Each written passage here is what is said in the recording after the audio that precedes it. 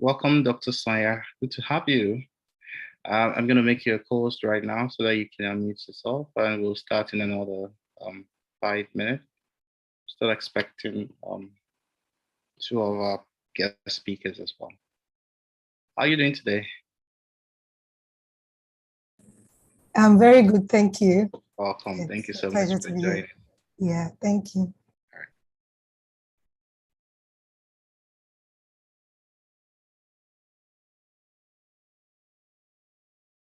Dr. Muiwa, good morning.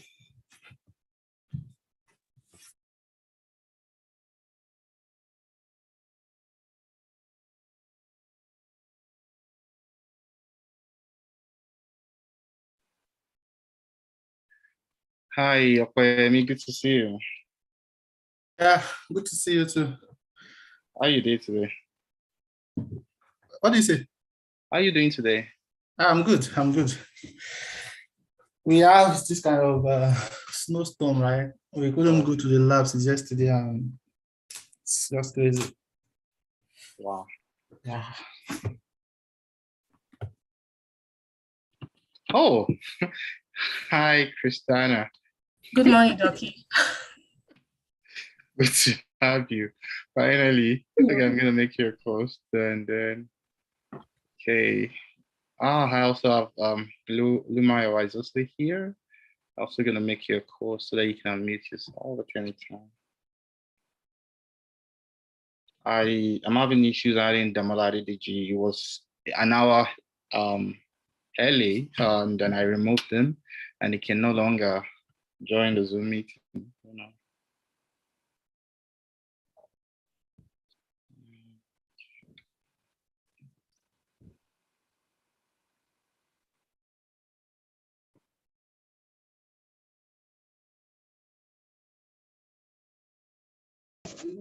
Yeah.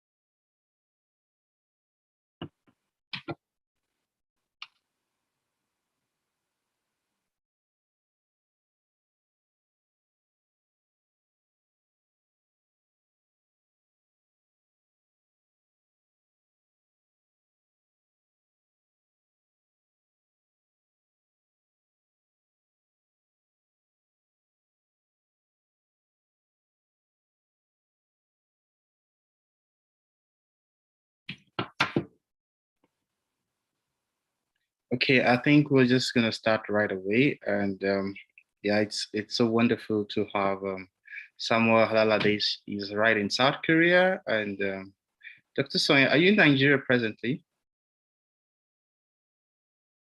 Okay, great. Yes, I'm Nigerian.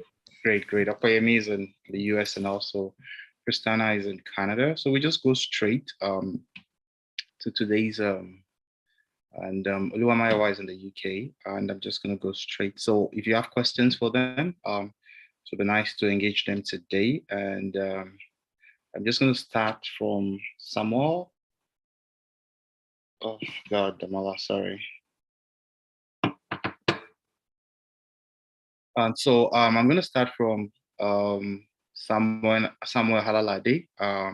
Samuel Halalade is from Igbajo, Osun State, Nigeria.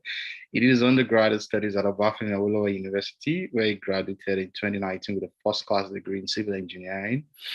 And afterward, he got the Korean government scholarship, the master's program in 2021 to study geotechnical and empowerment engineering at Ghana Wonju National University.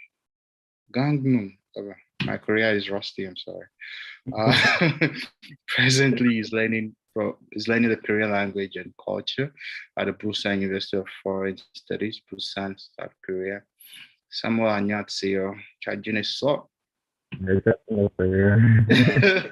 it's good to have you here. Someone at my actually lived in my parents' house when I was a club member, and so like, yeah, so I met him once in 2019. It's so good to have you here, brother. Welcome. Next person is Dr. Sonia.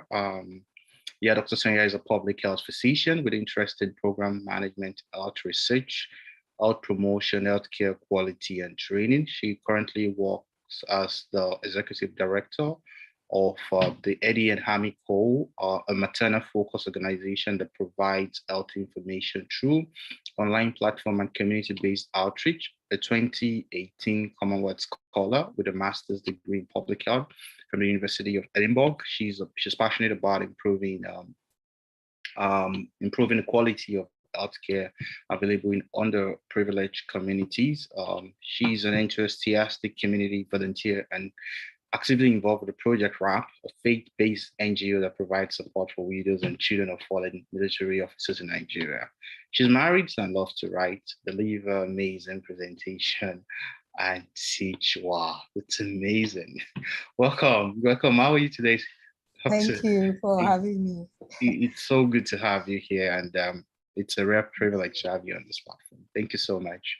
The next person on my list is anyway Ibitoye Okoyemi. Okoyemi, I didn't see your biography, so you're just gonna introduce yourself. Okoyemi is like an Aburu. Like we met on Twitter like about a year ago. He had some master's degree. He finished from Kwara State University, yeah. His first degree in microbiology. Then he went to Russia for his master's degree and is currently in the US for his PhD. So, okay, I think we're gonna hear from you, right? So Yeah. you have the floor. So hello everyone, my name is Okoyemi Isaac Ibitoye and I'm from Kwara State. I did my bachelor's degree at Kwara State University where I studied biochemistry, and then I moved to Russia in 2019 to study for my master's degree in biotechnology. So right now I'm in the US, Worcester Polytechnic Institute for my PhD in biotechnology. So good to have you here today. Thank you. Thank you so much, Okoyemi. It's good to have you. I have Dr. Adejimi Adeniji. He's just joining us. I think Dr. Adejimi, I'm going to make you a call so that you can unmute yourself. Yeah. Okay, Dr. Adejimi, hi, good to have you. Dr. Adejimi graduated from the University of Adoekiti. He's been a huge supporter of Scholarship Cafe, and he did his master's in South Africa. I mean, he did his master's and PhD, I think. He did his master's in Nigeria and PhD in South Africa. I'm sure I probably just mixed it up. Sorry. It's been a really stressful moment for me in the last hours. And he's currently a postdoctoral research fellow in South Africa. So, hi, Adejimi. I always call him, I don't usually use Dr. Adejimi for it. Yeah, it's because he's my boy. Hi, bro. Welcome. I don't have your time today, don't worry. Good afternoon, everybody. I really do not have to introduce myself. My name is just Jimmy, and of course, mathematics is my world. And this man beside me is a very good brother of mine. His name is Kule. We've been together for years, and it's good to have everybody on board. And I'm happy to be here. Thank you very much. Thank you so much, Jimmy. The next speaker list is Lumayawa Oladipupo. She's smiling, and Mayowa is a native of Ibadan, your state. She is a first-class grad student of food science and technology from the University of Technology, Akure. She's currently a master's student studying future food sustainability at Cardiff University, United Kingdom, through the Commonwealth Shared Scholarship. She's a professional member of the Nigerian Institute of Science and Food Science and Technology, and a member of the Institute of Food Technologists. She's the research and content lead of Zero Food Waste Initiative, a platform that campaigns against food waste in household. Olumayowa volunteers for the World Food Forum, Food Systems, Lagos Food Bank, Food and Gene Initiative, among others. She's a food and safety food safety sustainability enthusiast. She's passionate about the food route to providing sustainable solution to diet-related disease. Our research interests are on food safety, diet-related disease, sensory evaluation, genetics, and food sustainability. Hi, Maiwa, good to have you here. How are you today? Hi, doctor. Wow, this is like the second time I'm gonna hear your voice, I guess. And it's cool to finally have a face to the voice. Yeah, good to have you. Damola Adidiji is still having a problem with his network. And then okay, I'm gonna move to Christine Obari. Okay, Christine Obari is currently a PhD student in the Center for Genetic Improvement of Livestock, University of Guelph, Canada. She obtained a Bachelor of Technology degree in animal production from the Federal University of Technology, Mina, in 2017. And through her category studies, she developed a background in sustainable livestock production and nutrition with an emphasis on alternative foodstuff and nutrient sources for broiler chickens. In 2019, she was awarded a prestigious Erasmus Mundus Joint Master's Scholarship to study in the European Master in Animal Breeding and Genetics program at George Augustus University, Göttingen, and Norwegian University of Life Science, Norway. Through this platform, she developed advanced skills in animal breeding and genetics. In her free time, she enjoys traveling and making documentary of our trips. Christina is an apostle of DIY, do it yourself. Yeah, cool to have you, Christina. Good Thank morning. you, Doki, for having me here. Thank you so much. Okay, so I think we're just gonna leave the floor, open the floor, and you know, I'm still expecting Damola Adidiji to join us, but if I hope he joins us. So everyone, once again, we want to make this roundtable as participatory as much as possible. So if you have questions, I have Dr. Adidiji will be helping me to manage the chat box and other things. And so the first question will probably go to Dr. Sonia. There's this impression, I mean, I've met a lot of people that had medicine, you know, like they did medicine and surgery, and there's always this problem of, you know, applying for opportunities, especially you don't have a CGPA. In fact, there was someone that recently applied for the e-passport funding, and we disqualified him because he used this 100 level CGPA. And by the time he told us, he said, oh, he doesn't have a CGPA because he finished from like DVM. He had a degree in vet medicine. So in your own view, how did you go about winning the Commonwealth scholarship? Like, you know, what did you do differently, and what can people learn from you? Okay, well, I think I understand the challenge, because when I started applying, you know, there was a lot of talk about CGPA, and well, at least in these parts in medicine, we just, you pass or you fail. In fact, many of my raw scores, I didn't know them until I saw my transcript, you know, so that's the way medicine actually works. But I think that ultimately, if you are being asked to submit your transcript, you know, whoever the school reviewing is going to see the details of those scores. So it's okay to just say that, you know, we don't have CGPAs, or I just didn't talk about it, you know, anywhere.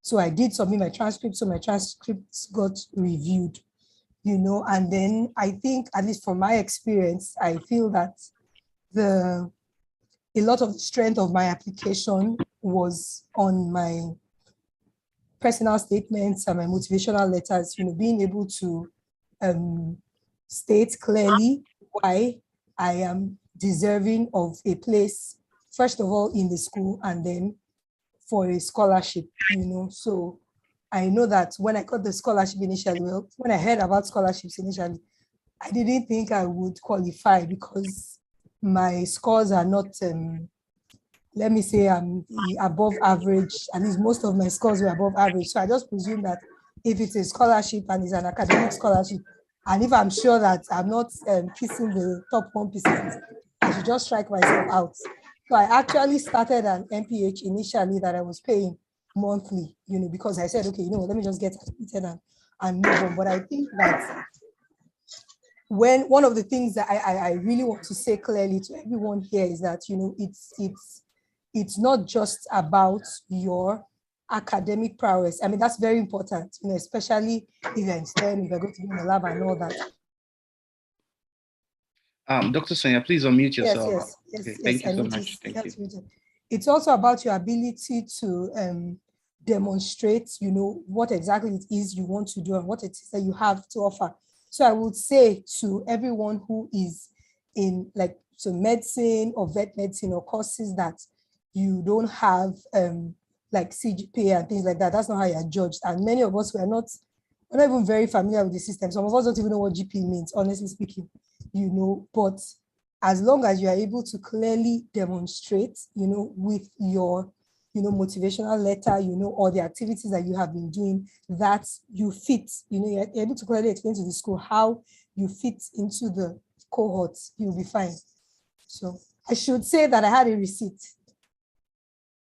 Yeah, I actually had a receipt, and I can't escape that. It's in my transcript. So wow. I did not pass surgery the first time, yes, and it stated clearly that this child did not pass, but she came back and she passed it again, and I still got the scholarship, you know, so yeah. So what makes it different for you? Like different, like in the real sense, like, okay, was there any specific thing in your SOP, especially for people that have reached out, like they had a degree in medicine and surgery and, yeah. So what made it different for you? Okay, so I think for me, so I wanted to study public health. Okay. My SOP, my aim was to clearly demonstrate, you know, from what I had already been doing, that I have an interest in public health, you know, because independently I have carried out, you know, one or two things. So I was able to explain, this is why I'm interested in public health. These are challenges we're facing. This is what I've tried to do about it. This is why I want to do a master's in public health, you know, and this is what this this is what this is going to give me. This is what I'm going to be able to get out of it. And this is what I'm going to be able to contribute to your cohorts of students. You know, this is my experience. This is what I've been used to. This is what I've seen. You know, so clearly demonstrating that track record, you know. So for me, that was the aim of my SOP, to say, okay, you know, this is why I decided I'll do public health. This is what I've done about it so far. You know, so I actually mentioned the fact that I started one master's before, but I couldn't keep up with payments because I was working. You know, my course was distance learning. I mean, I'm still in Nigeria, even though I just finished. And I actually explained why I intentionally did that, because that's what I wanted to do. I was looking for a distance learning scholarship, you know, because I hadn't worked officially in public health before. So I wanted to be able to work and go to school at the same time. And I clearly stated that, okay, this is, you know, what I want to do. So I think being able to have a clear assessment, you know, of where you are, and then, you know, start from there. Okay, where am I? Why am I doing this? You know, what are all those points? And then explain it clearly so that whoever is reading, you know, is convinced that, okay, yeah, this person might not be brightest fish in the pool, kind of, in quotes, you know, but this person actually deserves a place here because this person has something to contribute. Yes. Thank you so much. We have Damola Adedeji is in the house. Damola is a PhD student at the University of Ottawa, Canada. His doctoral research focuses on advancing copyright socioeconomic goal in Africa through the application of competition and antitrust principle. He was a former DAD scholar, DAD alumni. He holds a master's in intellectual property and competition law from the Max Planck Institute, Munich, intellectual property law in Munich, a jointly administered specialist program by the George Washington University, Technical University of Munich, University of Augsburg, and the Max Planck Institute for Innovation and Competition.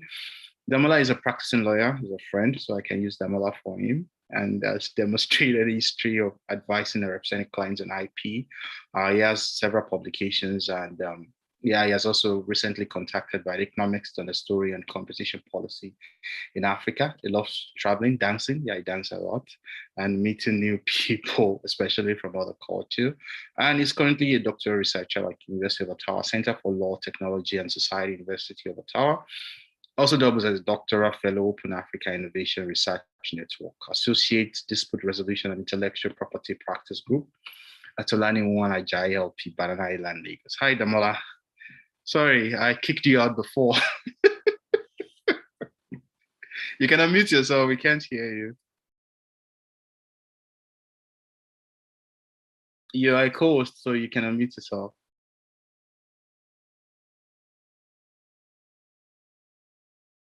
Okay. Oh, yeah. Hello, everyone. Good to have you, bro. Good to have you too. So sorry Good for to be the technical itch and everything. So thank you so much, Dr. Sonia. I'm gonna go straight to Samuel and Opayemi, and any one of you can start. So how was the transition like for you from Nigeria to Russia, and from Nigeria to South Korea, and Samuel, and like what prompted you guys to apply to those countries? Like every person I've seen out there will be like, oh no, I don't want Korea, I don't want Russia, I don't want Japan, I want Canada in Jesus' name. And why did you apply to those countries? And are there opportunities for aspiring scholars like joining us on YouTube, or aspiring scholars that are in the house? Anyone can start. Yeah. So can I start? Okay. Okay. So hello everyone. So I would like to thank Dr. Muyiwa for inviting me to this forum. I don't take it for granted. So I graduated from, like I said earlier, I graduated from Kwara State University, and then the most important thing that I need to say is that after my bachelor's degree, I actually started a master's in the same university. I actually started a master's degree in biochemistry in Kwara State University. Then there is this professor that was invited, like a sabbatical prof, that was invited to lecture us during my master's in Kwasu. She was assigned as my research advisor for my master's. So one day we were actually going home. From class. She offered to take me home. And then she was telling me that, okay, you are so young. Why can't you just be patient? Why can't you just be patient, and you should actually search for scholarships? I was like, Mom, I'm trying to do it. But she said, okay, I'm not going to discourage you from finishing this master, but I think you should actually apply to more scholarships. And then I have another mentor that is a prof in Louisiana State University right now. So he has been mentoring me since I've been in secondary school. So he told me that I should apply to a lot of scholarships in the US. At some point, I couldn't even tell him that I was doing a master's in Nigeria, because it's like a shame. Imagine like someone is looking up to you and waiting for you to tell them that you have gotten a scholarship, and you're now telling them that you already started a master's in Nigeria. So there's another lecturer of mine that is in South Africa right now, Dr. Sabiu. He actually sent a link where I was applying to a lot of scholarships. So he sent a link to Scotech for me, like, okay, I think you should apply to this school. Maybe you'll be able to get in. So I actually applied to this school based on the fact that I sent the link to me, and it was not expected. They sent invitation to me that they reviewed my application and they want me to take their entrance exam. So I passed the exam and I was invited to the interview. So one day I was coming back from my class during my master's in Kwasu. Then my brother just told me that, have you gotten response from the school which you interviewed with? So fortunately for me, I just checked my email and I saw that they already offered me a scholarship. They paid for my flight, they paid for the visa, they paid for everything. I was not paying anything. And so I found myself in Russia. So the first impression that my parents had was Russia, new country to Russia, you now go to Russia. I was like, I'll be fine. So when I got there, yeah, it was not actually very easy, because Russia is a very top country, and imagine that you are coming from Nigeria with little or no research experience. They expect you to know a lot of things actually. So it was not actually very easy, but by the grace of God, I tried my best, and I endured to the last point. So when I was finishing the first year of my master's degree, I started getting like motivation from, that's when I actually, because of COVID, I actually joined Twitter, and I was seeing a lot of posts from Dr. Muyiwa. Like, if you actually see his post and it doesn't motivate you, then I can't even say which kind of person you are. Like, you see posts from Dr. Muyiwa. There's another doctor in that Twitter that anytime I see his post, I will be like, he's pushing me. That one, he will post dear PG student like he's talking to you. So yeah, Dr. Adeni. yeah, so because of their posts, I started applying for, like, I don't want to go back to Nigeria because there's no job for me in Nigeria. I need to look for PhD scholarship. So I was actually applying to a lot of scholarship. Dr. Miwa, at some point that he was posting on Twitter, we haven't started talking then. I actually have to like send a tweet at him like, I think you should actually adopt me. So it was, I think that was the day he followed me. I remember he followed me that day, and the first thing he did was that he sent his SOP to me. But at that particular point, I already wrote an SOP and I sent to him, and he reviewed the SOP. With this SOP, I applied to so many schools. I think I applied to up to 15 schools in the US, and I applied to another schools in Europe. So at the end of the day, I was able to get a scholarship in France. Then the school I am in the US right now, I sent a lot of emails to the profs in this school, and fortunately for me, I found a prof that I'm working with right now. She is interested in my research, and from the start of my master's degree in second year, she was monitoring my research project. I was sending updates to her and stuff like that, and she was waiting for me to finish my master's degree. And at the end of the day, she fought for me, and they gave me a place in this school that I am right now. And I was able to get a supervisor in the school in France too. So the twist of the story is that Dr. Miwa knows that I was, at the end of the day, I was able to choose USA, but the problem was that I couldn't get my visa easily. It was like a tug of war. Like, I had to wait for like 4 months before I could get my US visa. It was very crazy. But the core of my story is that now we'll give up, fuck up. You should not at any point in time give up, even if your research is giving you problem. Because I could remember when I started my master's in Russia, the first 3 months, it was winter at that time. I was depressed. Like, there was a day I was actually waiting to book my, people that knows my story, they should be here. I think they'll be here. So, but nobody should actually give up. You are meant to be there. If they actually offer you a place in that school, it's because you deserve to be there. So you should actually be up and doing, and you should try your best not to just give up easily. Thank you so much. Thank you so much, Okwe. I mean, I think the last question I would ask you is, are there opportunities people can still, assess when it comes to Russia? Yeah, definitely. So I have, like, when I was in Russia, I have a friend that we didn't know each other from Nigeria. We just met on the plane. Like, we met on the plane, and he was going to another school. I was going to another school.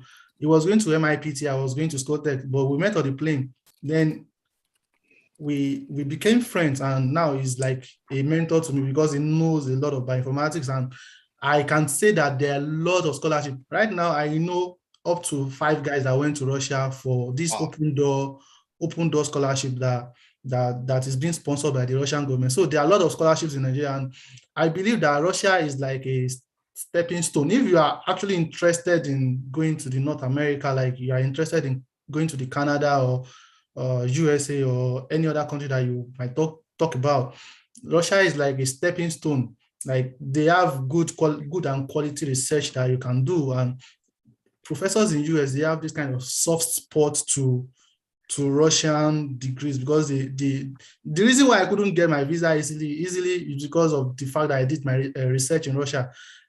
So Russia is like a very good country for you to go, and you'll be able to do good research. So there are a lot of scholarships. I think there is this open door scholarship that is still open in Russia.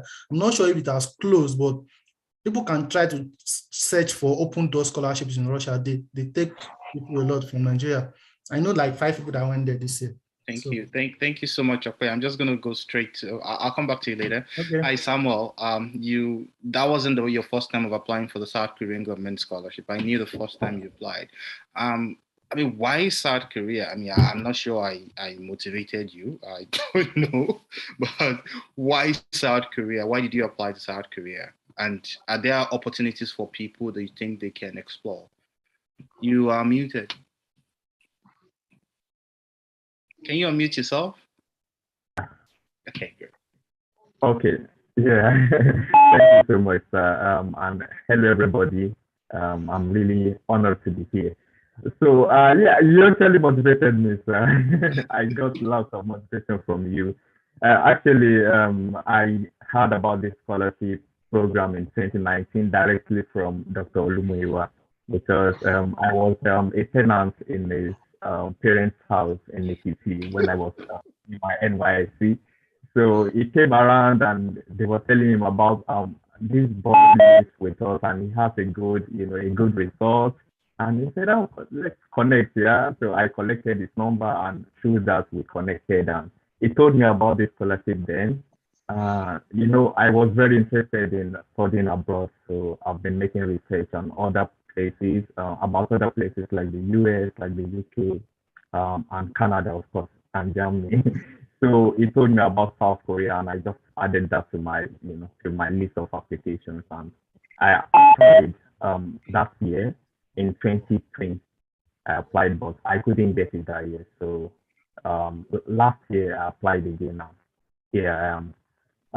About the adjustment, I think people back home or in other places actually exaggerate things more than the people that are here.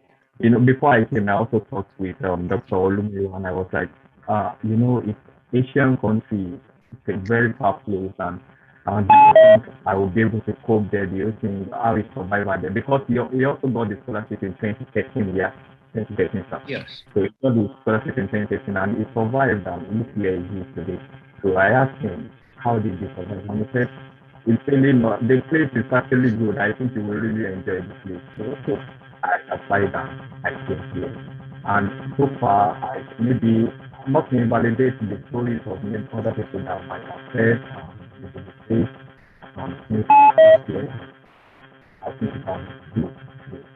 Everything happens. Okay. We can hardly hear you somehow. I don't know if it's the network. Really? Can you hear me now? Oh, sure, we can, yeah. Okay. So everything has been good so far. The people have been really respectful. They are the most respectful people you will ever meet.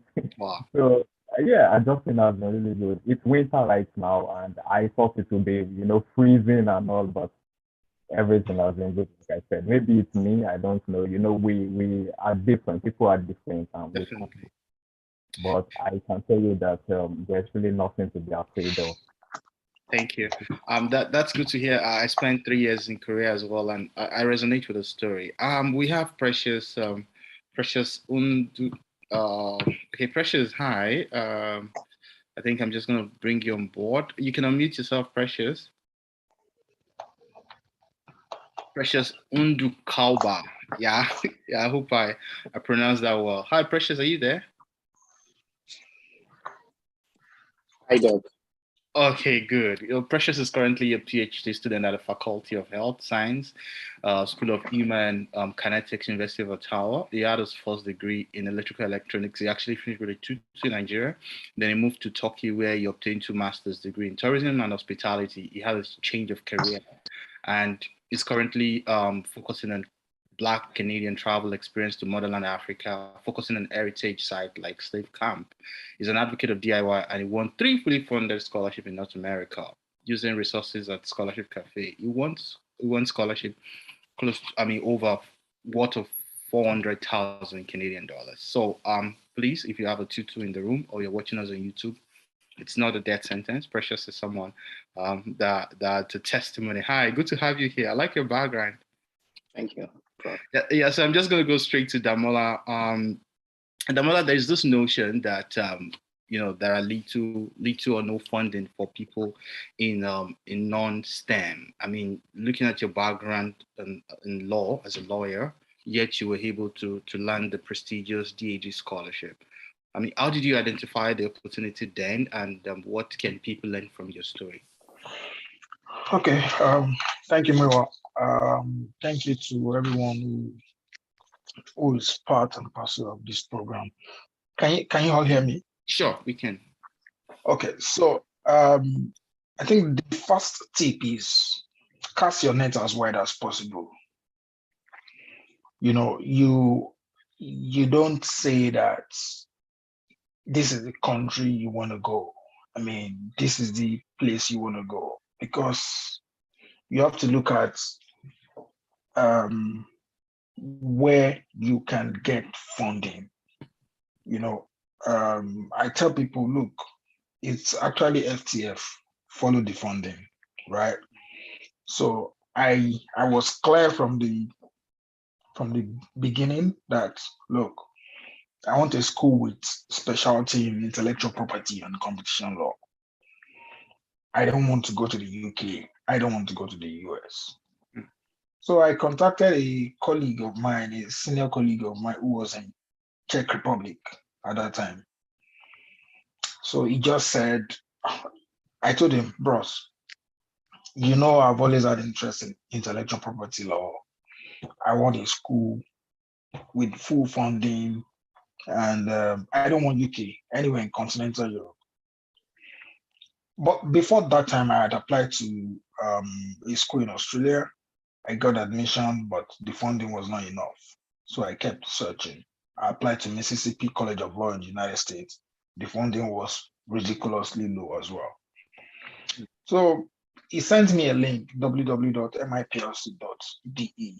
MIPLC is Munich Intellectual Property Law Center. It's a collaborative effort of George Washington University, Max Planck Institute, and two other German schools. So I started researching the school, went to the website, saw that I saw that the school was actually one of the schools funded by DAAD. Oh, okay. But I had heard about DAAD since I was in year 4 at the University of Ado-Ekiti. So I quickly took the chance I applied to the school, I applied for the DAAD funding, and I did the interview. In fact, I want to say this before I continue the story, that those of you in STEM, you have a lot to be grateful for, because 95% of people that are sharing tips relating to scholarships and funding on Twitter, on LinkedIn, are STEM focused. So you should be grateful. You don't even need to ask anybody about anything. Everything is out there. When I was applying, I was a core member. I think it was 2013 stroke 2014. Nobody reviewed my SOP. I was just doing it. I just DIY, like I did it myself. I mean, yes, I prayed. Don't get me wrong. I'm a Christian and a believer.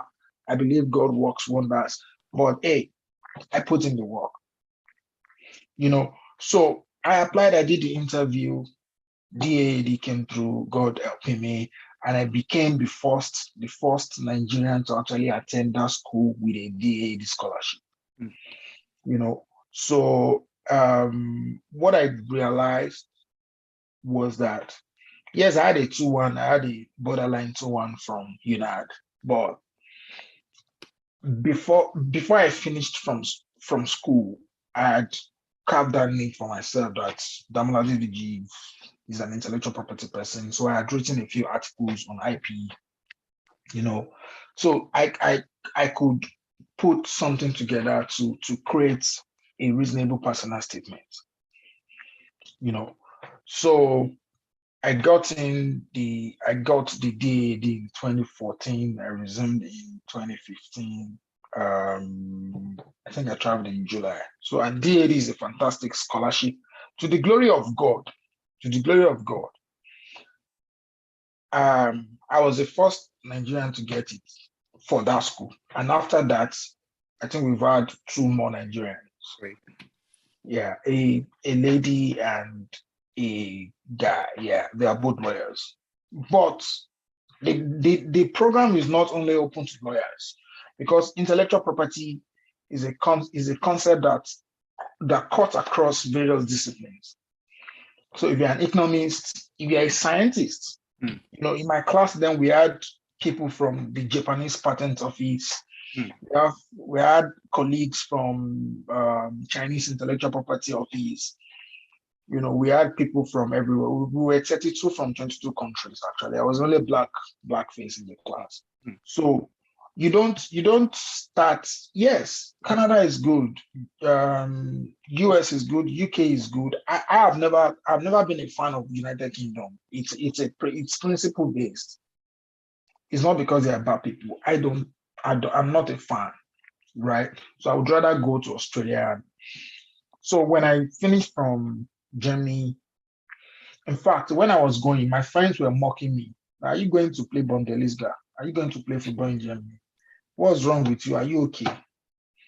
You know, so when you're applying for opportunities, don't listen to, in fact, I would say don't listen to your best friends, because most of the naysayers are the people that think they have your interest at heart. Don't get me wrong, they are not being malicious.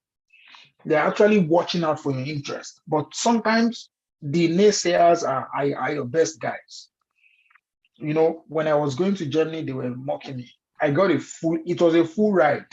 Meanwhile, it was a full ride. My visa was covered, my health insurance was covered, flight ticket to and fro to Germany. I was getting my monthly stipend, research allowance, everything.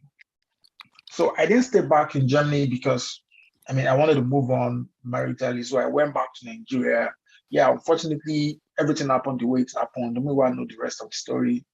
And after another like 2 or 3 years of fantastic work experience in Nigeria, I applied to University of Ottawa here in Canada for my PhD. Yes, it's not fully funded yet, but I'm doing it.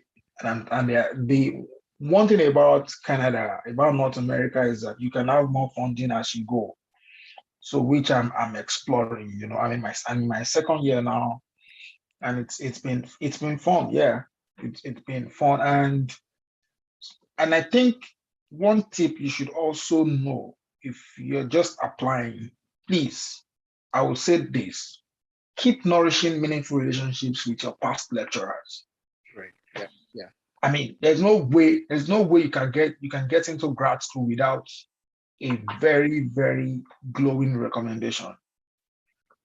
It can never happen. It can never happen. So if you've beaten your lecturers on campus while you were doing your undergrad, or you had issues, maybe politically related issues with them, and you know that this person actually knows me, he knows my work, he can give me recommendation letters. You need to go and mend that relationship if you've spoiled it. You know, when I was applying to my school at the University of Ottawa, I got letter of recommendation from my school, some of my professors in Germany. When I was applying to Germany, I got letters of recommendation from some of my supervisors and professors in UNAD. You know, so I think it's very important. There are opportunities for non-STEMs actually. There are lots of opportunities for non-STEMs. I see opportunities every day. If you don't have to be picky ab initio, like from the start. You have to start from somewhere. I've seen opportunities in economics, international development, geography, social sciences, political sciences. Look, Europe is a gold mine of opportunities. Yes. For non-STEM. For non-STEM, Europe is a gold mine of opportunities. This is our friend. What's his name? Mewa. Bobo. This is our friend in France. Socrates was his. Oshinobi, yeah. No, not even Kayode. Not even Kayode Oshinobi. The guy that got married in Pagi. Ni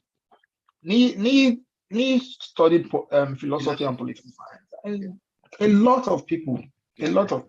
So yeah, and as we go on, I will share more tips Definitely. as Thank you required. so much. Thank you so much, Damola. I'm just gonna move on to Lumayowa. Yeah, you won the Commonwealth shared scholarship, if I'm not mistaken, and it was. I mean, was that the only scholarship you applied for? And what made it different? I mean, I reviewed your essay, and I think I only made a few corrections. But I mean, what was the drive? I mean, reading about food waste and everything and recycling. And so, what is the drive, especially for people that are looking for scholarship? Do you think, everybody just feel like, oh, what is your story? Cut soap for me, all those things like that. So, how did you go about winning the prestigious scholarship and what can people learn from your story? All right. Thank you so much, Doctor. It's a privilege being here. I would say I'm very grateful. Yeah, the Commonwealth Scholarship came as a result of perseverance and endurance, I would say. So I used to say to myself that my scholarship journey had been a tale of minus 17 plus one. Like I'd applied to, I think I applied for almost 18 scholarships. Wow. My journey started in 2019 Wow. after meeting with some of my alumni in Futa and seeing what they've done so far. I knew I could actually get it. But I was particular about Commonwealth scholarship because when I heard it covers this, it has this, and all the benefits, I was like, okay, I could also make a very good use of this opportunity. This is my first time applying for Commonwealth. Before I've been chasing MasterCard and I applied twice. The first maiden application, that was my first application in life. I think I got to the video interview stage, but I didn't get it. And the second application, I didn't even get to the video interview stage. But the journey continues after so much motivation, after so much work. Because one thing also that I would say affected my application was I don't like writing. And there's no how you want to go to grad school without knowing how to write. So I had to take time to develop my writing skills because right from secondary school, I think I hate writing. Just prefer let's say everything with our mouth. That's all. So I had to develop my writing skills. And that didn't happen while in my room or just staying alone. I had people around me, which I would say to people looking forward to scholarship that you need people, you need support system, you need people around you. And motivation came from friends, motivation came from senior colleagues. Many times I think I'd cried because of my essays because to me, I thought I'd written something so nice and I'm feeling on top of the world. Okay, this is good. And by the time the feedback are coming, everything is red. And I'm like, God, what is this? But after the tears, I'll clean my face, pick it up again, write again, and then it's better than what it was. So I would say that people should get a good support system because you cannot go much far without the help of people. And like the past speaker that said, your lecturer, my supervisor was a very wonderful person. All through the applications, each time I call her, Ma, I've made another application, I need recommendations. So just tell me, okay, I'll send it. And that didn't happen automatically. I guess it's because of the passion she had seen in me. Because while supervising me, she had asked me what I wanted, what do I want to do? And I spoke to her at length. So I didn't just relate with her as a supervisor to student relationship. I made it deeper. So we got to talk and she saw the passion in me. Each time she was always ready. Each time, despite her busy schedule, because she's very, very busy. But each time I call her, sometimes it's just through message. I'll tell her, I've made another application. Can you please recommend me? And she will tell me, okay, I will. So when this Commonwealth scholarship came, I just called her and after 2 days, I just saw a message. I sent it. I was like, good. Mm. What's even right? I don't know. So I couldn't even say this is what she had written. But I'm sure for me to have been here, she must have written something great about me. So as you're moving from passion, you need people. Mm. And as you have people around you, you also need perseverance. Because like Adela said in one of his videos, you don't know how long your journey would be. Some people for the first time they make scholarship application and they get in, Mm. but you don't know when yours will come. So as much as possible, you need perseverance and also you need encouragement from friends. It goes a very long way. Friends who are like passionate as you are, friends who would criticize you because you need to criticize to get what you want. If everybody just happy and then just okay, it's good, it's good, it's good, you might not get that scholarship. Definitely. So you need people that would criticize your work, that Yeah. will put all the red marks on it, and even if you feel bad, like I'd felt before, but Mm. now I'm happy. So even if you're gonna feel bad, I think it's worth it because at that point you're learning, and at that point you're moving forward. So the journey might not be as easy as you're thinking, but just like somebody usually said to me, you need a yes. Yes. After that yes, I'm sure everything is gonna change. But when the scholarship came, I think after making the application, I didn't get in at first, and I didn't hope that it was not gonna come first. So I need to start making applications as usual. But that day, I think the day it came, I'd even shed tears because when you see rejection letters, one, two, and sometimes three per day, and you're wondering what's going on. So that day, I think I had some tears in my eyes, and I cannot forget 12 noon. That very day, I saw the mail. I was like, could this be real? I was practically shaking, like, could this be real? I'd lost hope that this was not going to come forth. So when I saw it, I was so happy, and the whole scenario changed within a month. Like my scholarship came late, so I had to rush so many processes. But within a month, the whole scenario changed. And here I am today in Cranfield University, Future Food Sustainability. So I would tell you, keep working, keep doing everything you can. While I was in Nigeria also, I think I didn't really have much savings because I was using my salary on data. And MTN could be very, very funny. So it was practically as if I was working for MTN, but but it it goes a long way, it went a long way. So you have to invest. I want to say you have to invest. So as much as you're investing your time, as much as you are investing your resources, also invest on social media. I don't know what people do on social media, but I think when I came to social media was during the COVID. I didn't even know much about Twitter. I was not on Twitter.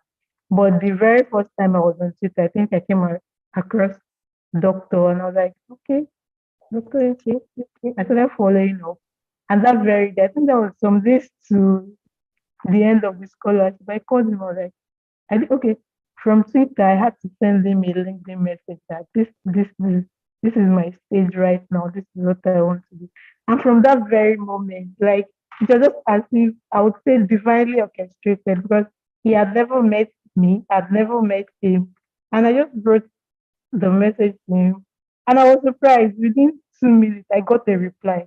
I was like, hey, could this be real? So and then we got talking. I had to send the SOP to him, the application to him, and then he reviewed it and he was like, it's okay. I think they are correct. This is okay. Just submit. And I submitted. So as much as you're investing in social media, know what you're doing there.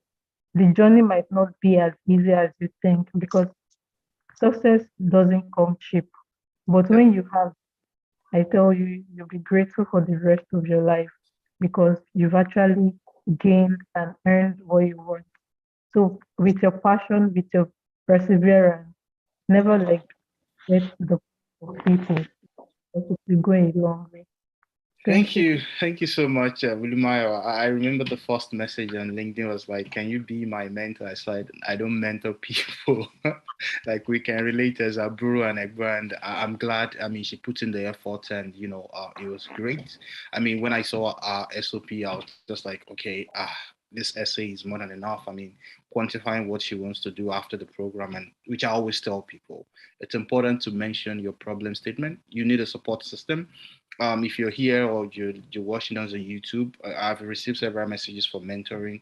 You don't need when it comes to this journey, you need a support system. You probably don't need someone to sit you down step by step. The resources are out there on social media. The resources are out there on Google. Check those things out. It makes sense when you reach out to people to say, okay, I've written this thing. Can you please help me check it out? Not to say, okay, you're asking what is GMAT, what is GRE, what is IELTS. Go online, be intentional about your pursuit. And I just got a message from someone not quite long that he got another fully funded offer, just 2 fully funded PhD offer within 1 week. I did not review this guy SOP. I did not review his CV. He went through my CV. In fact, I asked him to join the Genetic Society of America, and he's attending a virtual conference in the US in March, free of charge. And everything he put it in his CV and makes him a better person. So it's getting scholarship. It's not like a rocket science. No, it's about you putting your effort and doing something for yourself. And at the end of the day, we all preach do it yourself. You will be so happy at what you gain at the end of the day. Like, okay, I did this thing myself. And when I get to grad school, there wouldn't be an issue. Thank you so much, Olumayawa. And I'm just going to go straight to Christiana. Hi, Christiana. You won the Erasmus scholarship, and for people that are here that are interested in the Erasmus scholarship, or people that are looking at watching us right now, we made mention at Twitter space that there have been people that also won the Erasmus scholarship with HND. So, I mean, how did you go about the Erasmus scholarship? What made you a strong candidate? What is the lesson that our viewers and audience in this Zoom session can learn from your story? Okay, thank you so much, Ducky, for having me here.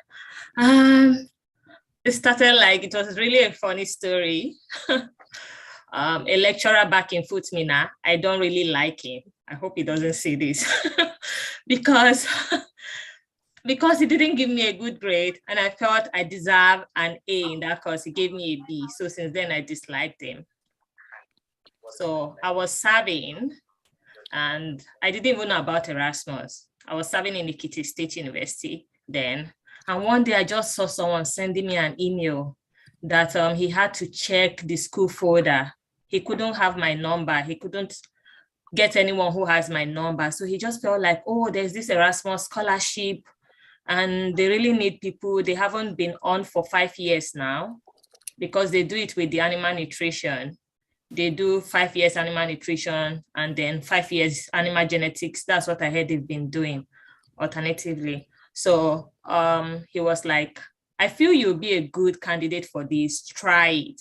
And then I was running after Chevening, which I got my love letter there. I was running other different ones. And I had friends who were also applying then. So my focus then was on UK or somewhere in Netherlands. That was my own plan then. I was just looking towards ASAP. That's the African Student Scholarship in Netherlands. So he just said, give it a try. And it was just few days to the deadline. I gave it a try, and it was during Christmas season. No one will want to review your SOP during that period.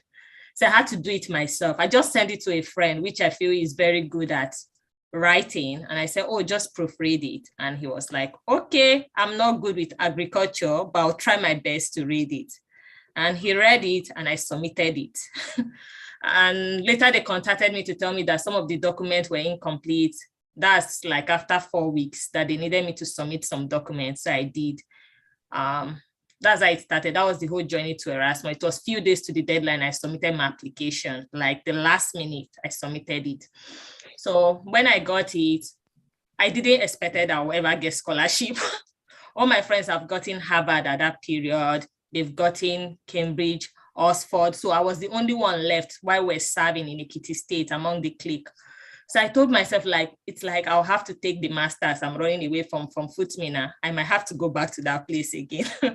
And my dad really want me to stay back at Futmina, that, oh, there'll be job after you finish a master's in Nigeria, the government will employ you. So did I even receive the email? I was not expecting it. It was a friend while we're serving. I used to use his laptop to submit application. So I didn't log out of my email the last time. And I was in Lagos for a conference, and he just called and said, Christiana, I saw an email. I wouldn't want to open it yet, but I feel it's something you want to read yourself first. That's the good thing about Erasmus emails. From the first 2 sentences, you know if you're qualified or not. So I said, okay, but I'm in a conference. He said, try and read it. I don't want to open it.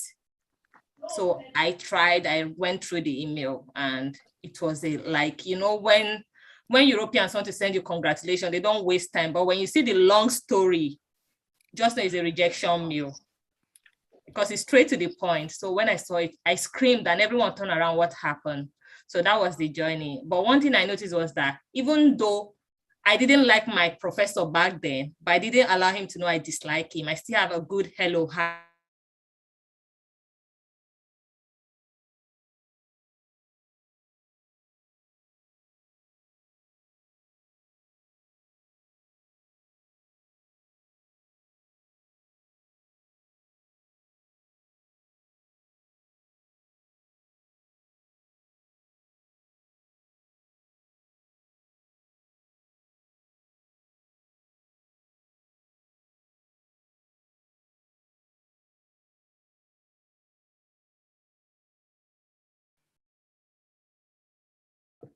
Okay. Oh, great. Yeah, Christina, please go ahead. So sorry, my network messed up. Okay. So I was able to build relationship, as Olumayowa said.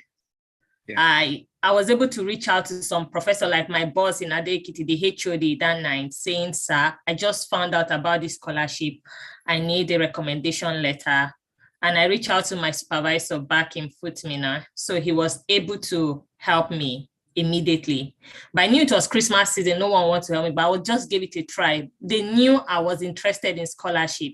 Even the HOD used to allow me and my friends to sit at that receptionist space when we are applying, reading different things. He was so nice to me at Ade-Ekiti.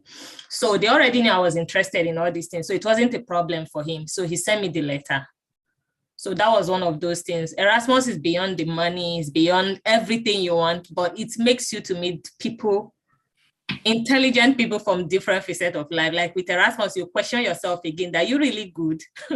So if you're coming from Nigeria with first class with Erasmus, at times you have to question yourself. When you meet people from different countries, which I wouldn't want to mention, because those guys have the first practical experience. So it's not about the money alone, and you have the top universities in your field of study. And the way they make it, even the professors like Erasmus students, because I think it's something they want to interact with. So, and the internships, it was so fun for me. I went on internship at Slovakia, though it was a human genetics company, but it was something I still build a bond with that professor since 2020. We spoke yesterday with his family. So it's like they're happy to host you. You can go for any internship of your choice. And within your study, you know, in Europe, they need that work experience. I noticed it. So that was one of the joining into Erasmus. I really enjoyed my Erasmus. I wish there can be Erasmus again. I'll keep doing it every day. Yeah. Thank you so much, Christiana. I think I have, I don't know if Precious is there because it's juggling between this meeting and something else. Hi, Precious. Hi, Precious. Are you there? I don't think so. It's been wonderful hearing your story, how you went through the application process, getting all the scholarships. So there's a question here for Samuel in the chat box. Doc. Yeah. Hi, Precious. Are you there? Hi. Yeah, I'm here. Okay. Hi. I think it would be nice to hear your story. I mean, one thing that I just got to know about Precious' story a few days ago. It's like he finished with a 2-2 and in electrical electronics, and went to Turkey to, have his master's. And when he was applying, I mean, just to resonate about what Opayemi was talking about, when you have, your degree from European countries, there is this thing about North America that they want to bring you in. So Precious, you had your two masters from Turkey, and eventually you landed about 3 PhD offers, even if not more, what over 400,000 Canadian dollars. What made you different from other candidates, and why did you go through going to Turkey and not the UK? Hi, Doc. Thanks for having me. Hi, everyone. My story can be, weird and funny sometimes, but it's worth sharing. I actually went to Turkey because, after my NYSC, there was nothing doing, and staying back home, eating mommy's food and daddy's food wasn't an ideal situation for me at that moment. So I kind of told them, okay, it's time for me to, try my luck in terms of getting another degree. So I actually got an admission in Virginia Tech University to do information technology, but my visa was denied in 2017. That kind of propelled me to, move to Turkey. But when I got to Turkey, I kind of understood that, my engineering wasn't really what I was keen to, because it was mommy and daddy's decision to study electrical electronics back home in Nigeria then. So I kind of find this far passion in traveling, leisure activities, leisure experience, and I keyed into it. So when I started my master's in Turkey, it was, pretty much just like every other program. Fast forward to when I started my PhD application, I kind of, did my homework, went through the procedures, got all the hints and, guidelines in terms of applying for a PhD program. At first, I didn't know scholarship was going to be my thing, because obviously, although I had the distinctions in my master's, I felt, my undergraduate program wasn't going to weigh in or serve as an advantage. So I wasn't looking at, getting a fully funded scholarship in any way. The idea was to just fund myself. So going through the schools offering my program, I was targeting most of the U15 schools, that's the universities in Canada that usually fund students. The idea was that even if I don't get a scholarship one way or the other, I might, when I get into the country, I will be able to source external funds. So fast forward to getting all the schools or the schools in Canada that were offering my program. I went through the profs, kind of research in my own area. As of then, I didn't have any research interest. So what I do is I look at the profs in my area, I read their recent papers. Then when I'm emailing them for the first time, the idea is to, key in a research interest or research area where they're working on, something that probably the paper they published 2019 to 2020, I'll kind of carve out an idea from what they worked on from the last paper, telling them, what if we do this way, do this way. That's usually what my first code emails are usually. And I do get response from these profs. So that most of the time, some of them will tell you they don't have funding, they don't have assistantship and all that kind of stuff. So when I got my first, okay, you know what, let's work together from University of Ottawa. So my prof was, she was into leisure experience, and she was working with Indigenous people as of then.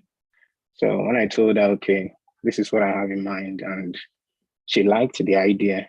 What was the idea? Okay, I was pretty much explaining how tourism is an undeveloped field in Nigeria and Africa in general, and how it can be lucrative if actually we can carry out a research and probably promote all our tourism destinations in Africa. She liked the idea. She was like, okay, cool.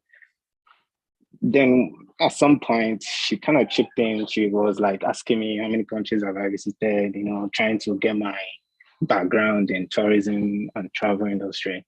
And I told her, and then she not told me about Black Travel Movement, if I've heard of it. And then I think she directed me to watch a video by Samuel Jackson, who has been carrying out a research on Black Travel Movement, which is more like a Back to Africa program where you have African Americans traveling back to Africa, trying to connect with their roots and Some people call it root tourism, some people call it heritage tourism, some people call it diaspora tourism. So that was how I keyed myself into it. And I found it interesting, considering a lot of funding there, the controversy behind it, the policies, the racism and all that. So that was how we started developing, an idea back then. I was still in Turkey. So fast forward to when I actually, had this positive vibe from the prof. Two other profs from my department now reached out to me. These were the profs that said they didn't have funding as of then. So when they reached out, I was like, oh, well, I'm working with so prof. And they were like, okay, no problem. I can go ahead with the prof.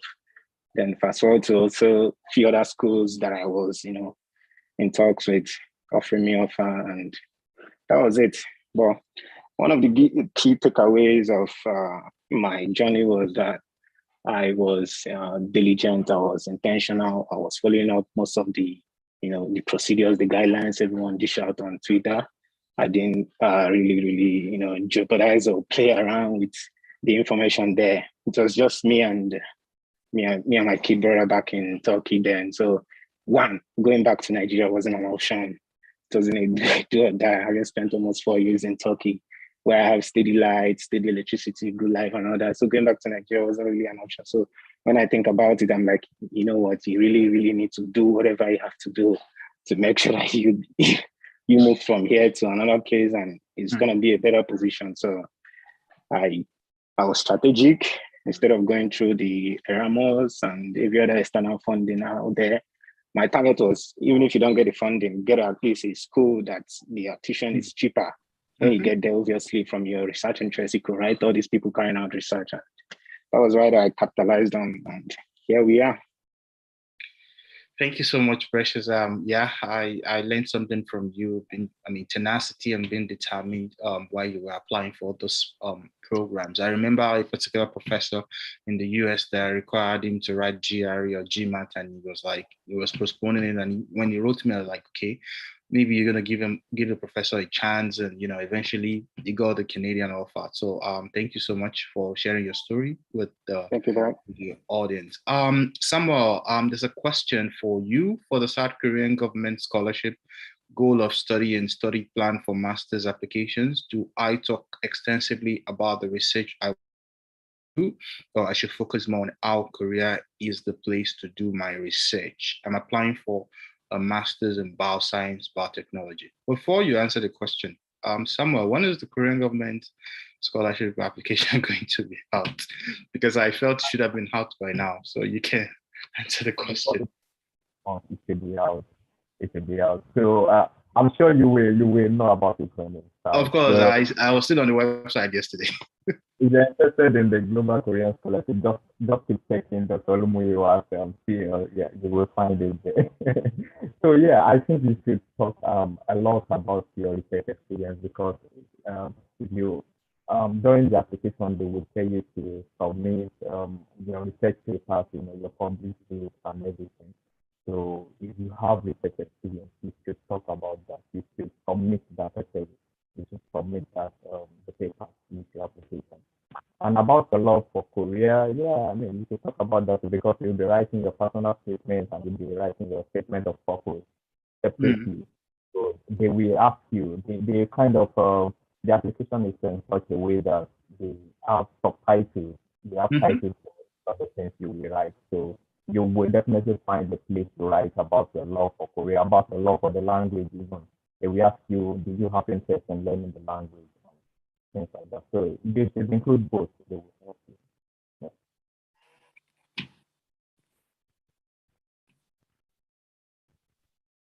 Okay. Thank you so much, Samuel. I think there were some questions on YouTube. One of them was like, are there leads for non-STEM scholarship opportunities? I think this goes to Damola and Precious.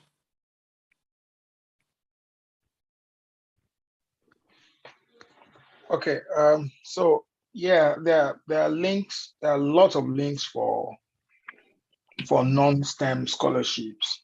I mean, people are funding government agencies. When I mean government agencies, I'm not talking about Nigerian government. I mean, so DAD is a good place to start. DAD funds a lot of non-STEM disciplines. Erasmus, I believe, funds a lot of non-STEM disciplines as well. And then if you're a non-STEM person and you're applying for scholarships, I think you should, depending on the level of your research, if you're a PhD applicant, I think you should focus on the supervisory capacity of your school. So there are some schools, they have supervisory capacity in a particular field, so they pump a lot of funding into that area. So it's school-based. You can't just go anywhere and say you want a non-STEM scholarship. Make a list of the schools you are interested in. Look at the scholarships they have. Look at the options they have. Look at their supervisory capacity. So there are lots of them. There are lots of them. If you check, for example, academicjobs.eu, I can share the link.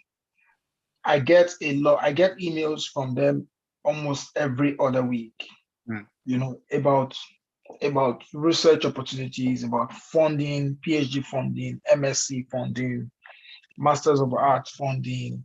So I think one thing that a lot of non-STEM people should do is to subscribe to a lot of funding magazines, research magazines. You just get the funding opportunities directly into your emails. Like, you don't need to go anywhere. You don't need to search extensively. Yes, you can search, but with that, you are getting those opportunities as they are landing, So yeah, for example, Trudeau Foundation, in fact, Pierre Trudeau Foundation scholarship in Canada is basically for non-STEM, and it's PhD. So it's not actually based on your academic prowess or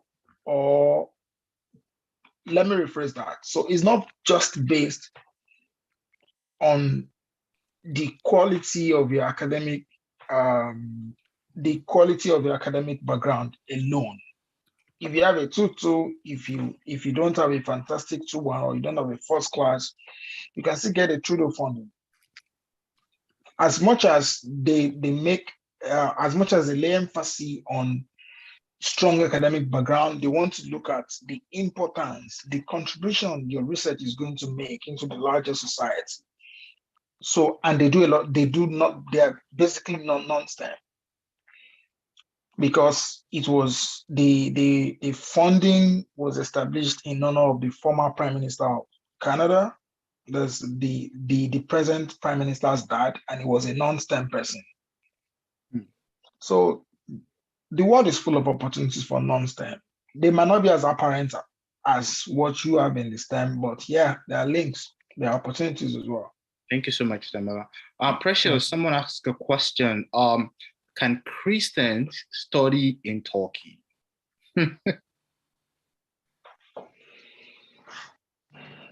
Absolutely. I'm a Christian. Okay, because the person said his friend is discouraging him. I think this resonates with what Damola said. Like, don't Turkish listen. people are more like Lagosians. They care about money, business. They're not as they don't do things religiously or vice versa. It's a free country. You're allowed to go as you want, dress as you like. Nobody's gonna harass you. Just that language is a huge problem for you to interact with the locals, for you to deal with them. You just have to learn the language or pretty much use your translator. So other than that, it's a great country. Okay. Thank you so much. My next question is going to address some things like, and this is like this is directed to Dr. Sanya, Christiana, and Olumayowa. There's this notion that as a lady that there is no husband abroad, right? And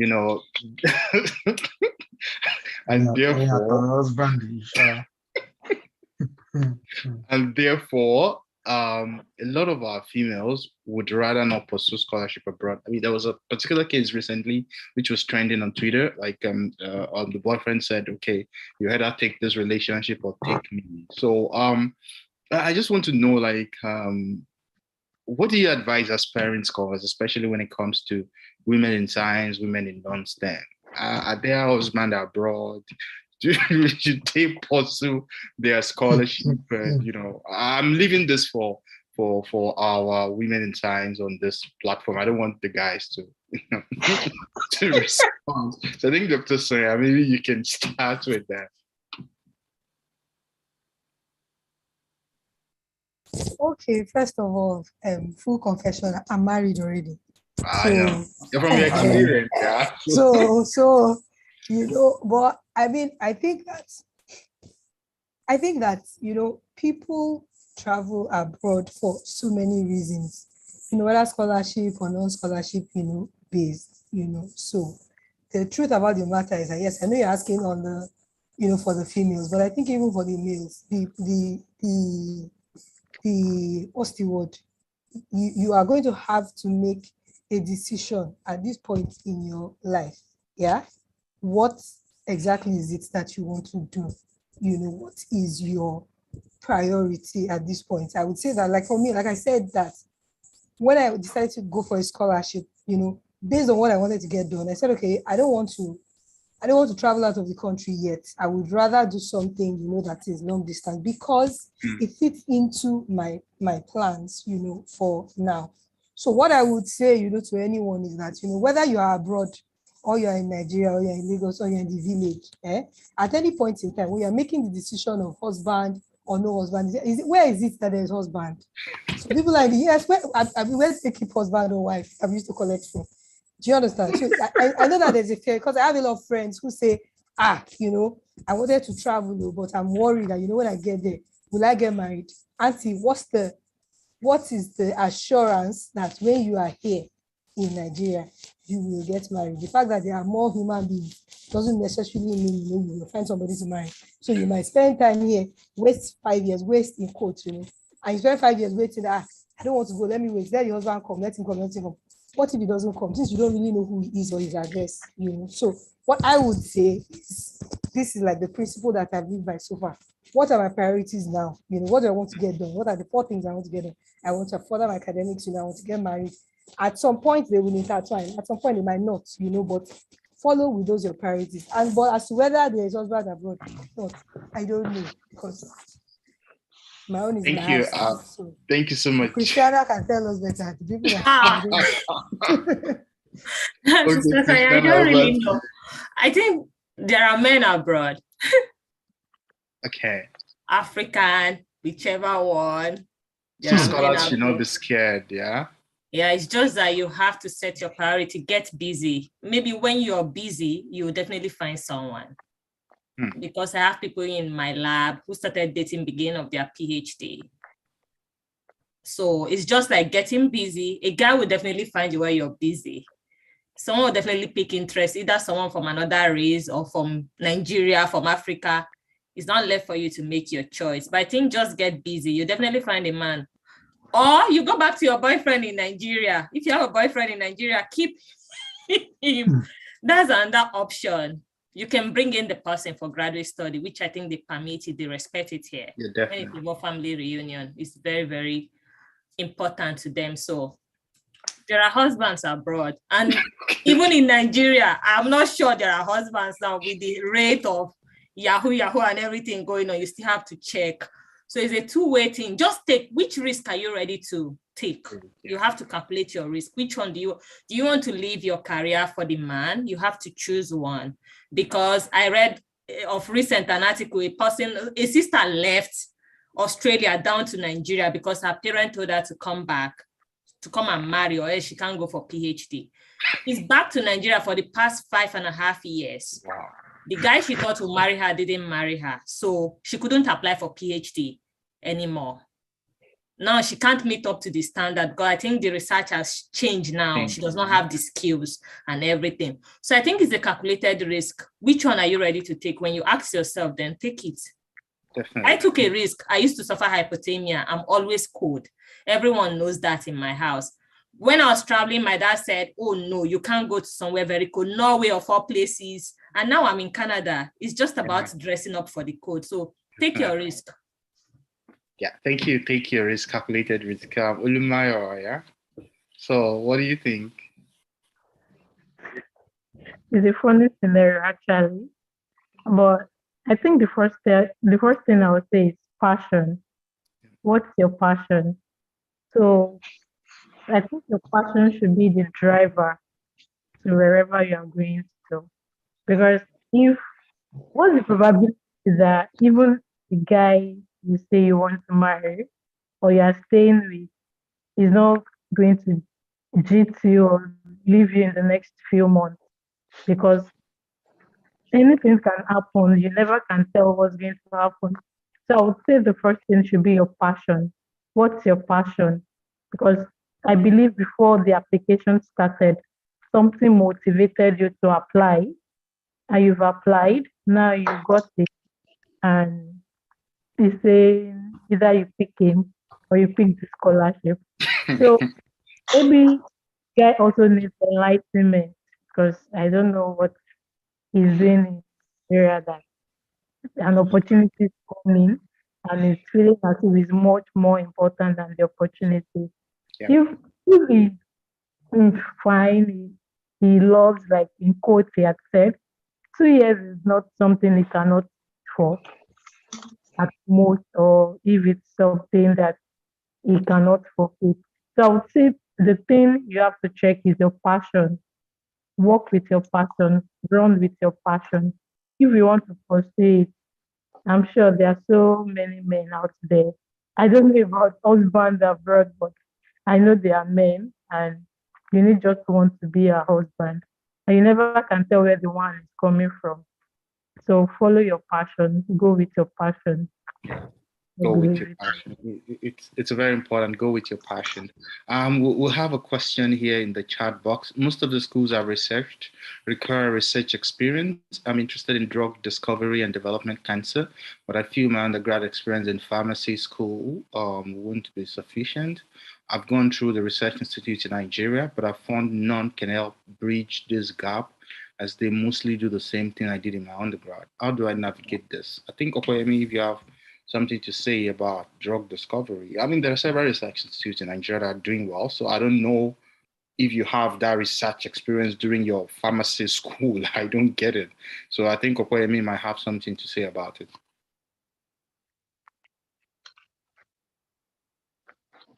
You can ask you to unmute. I thought I made you a co-host already. You can unmute. Yeah. So for that question, while I was in Nigeria, I don't have research experience.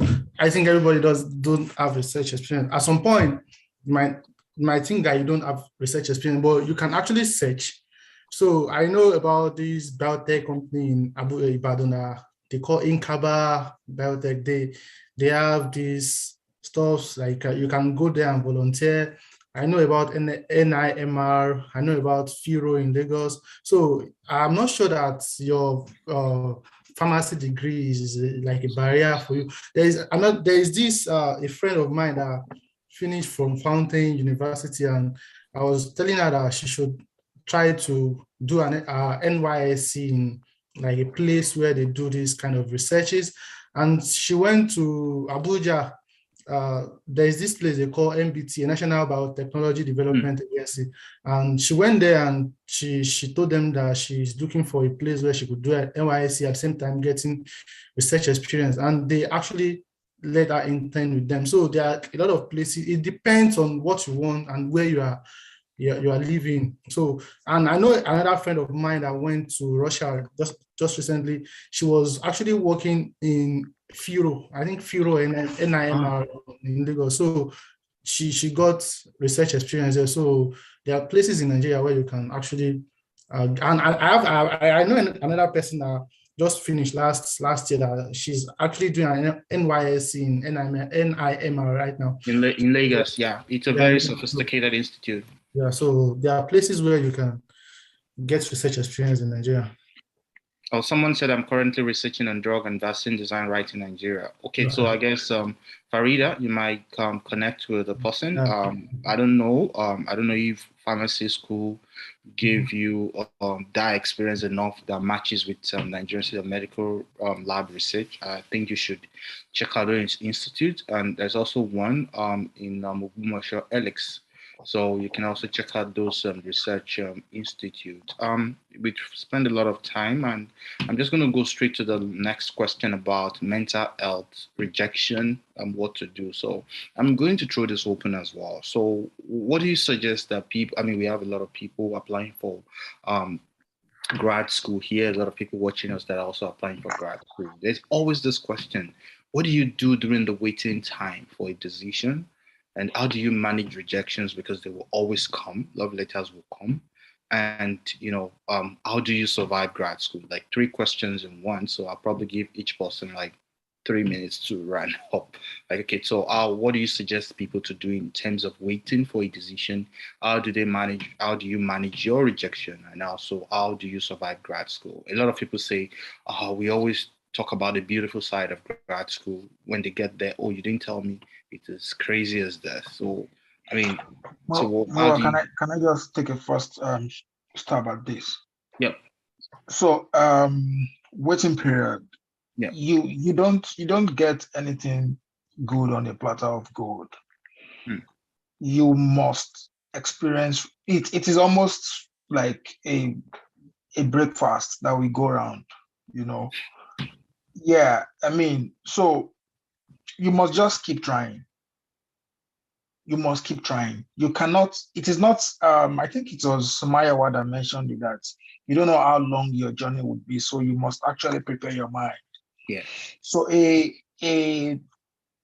brother of mine just got admission into American George Washington University, Masters of Laws in IP and Technology today. I got his WhatsApp message. I think he's also on this program.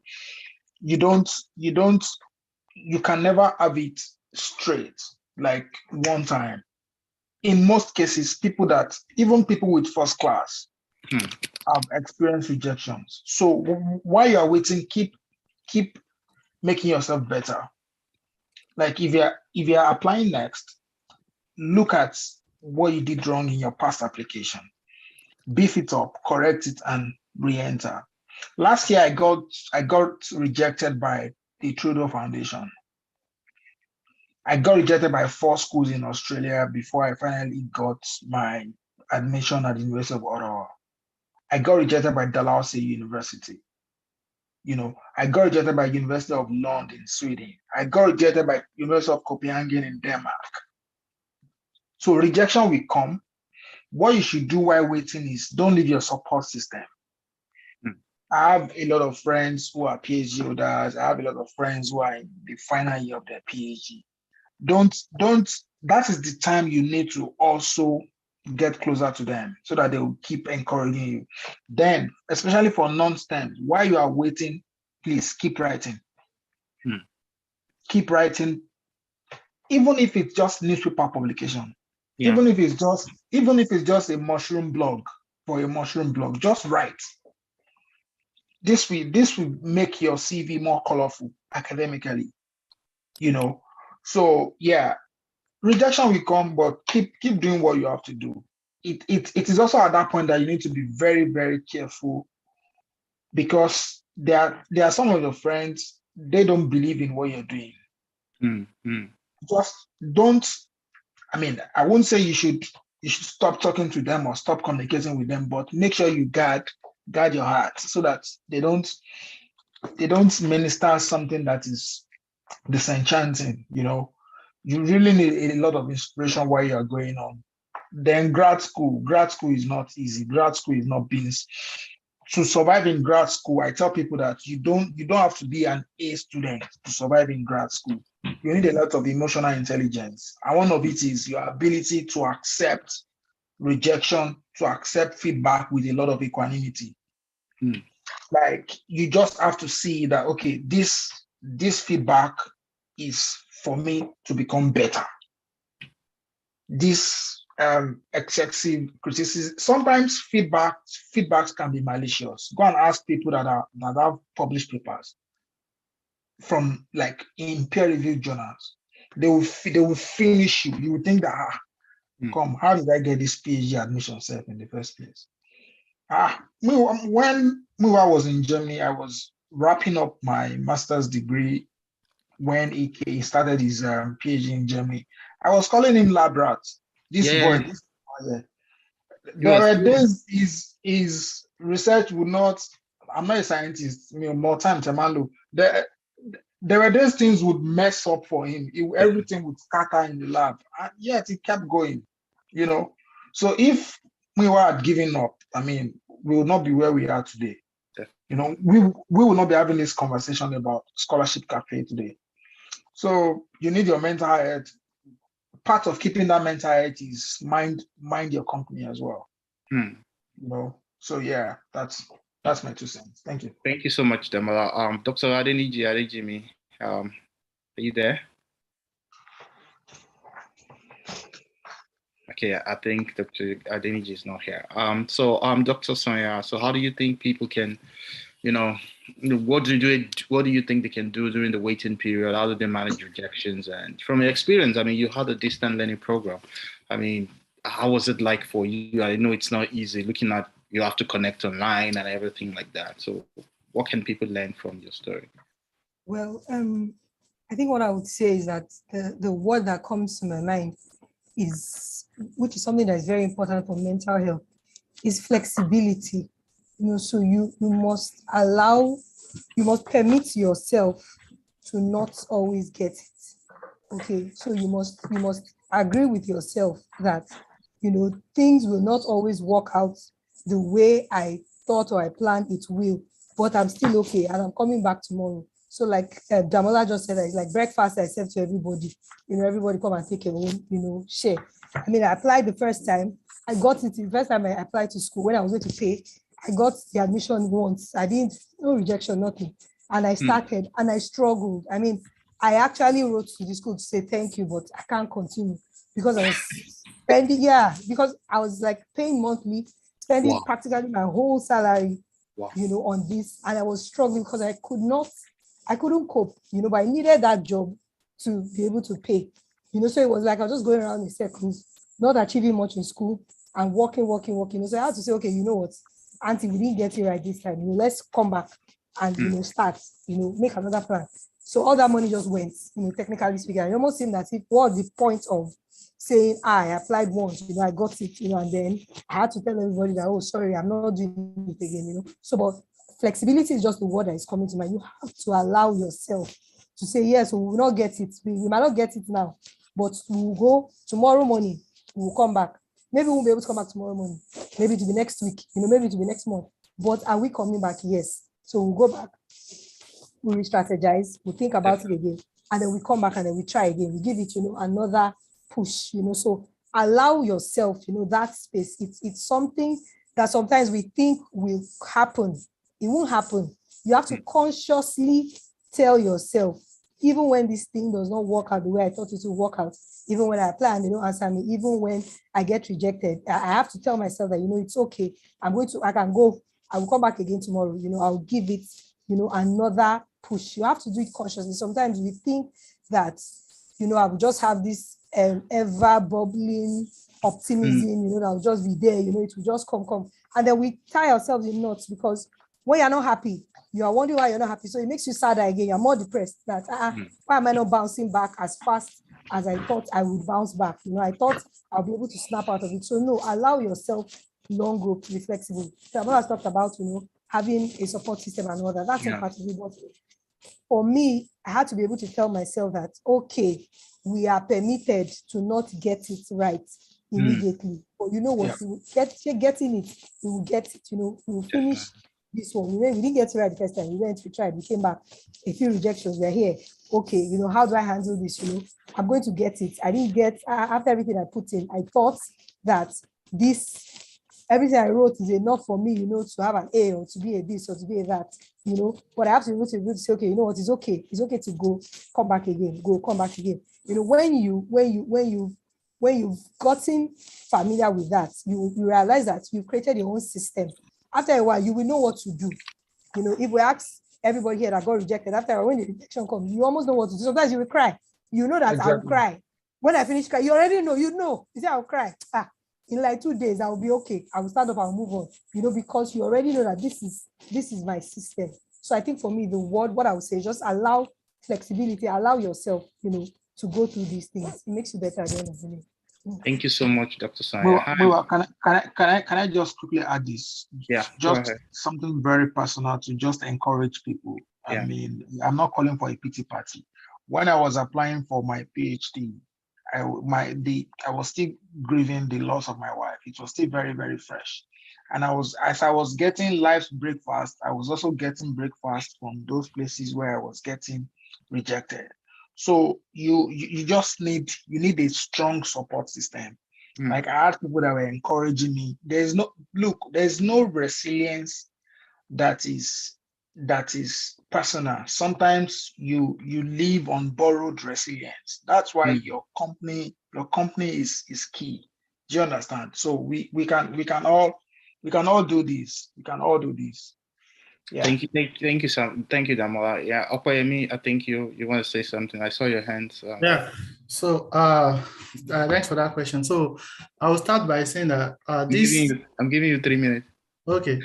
So this rejection of a thing is like a trend, right? It's like a trend because it's like kind of thing that will prepare your mind for what is expected in the grad school.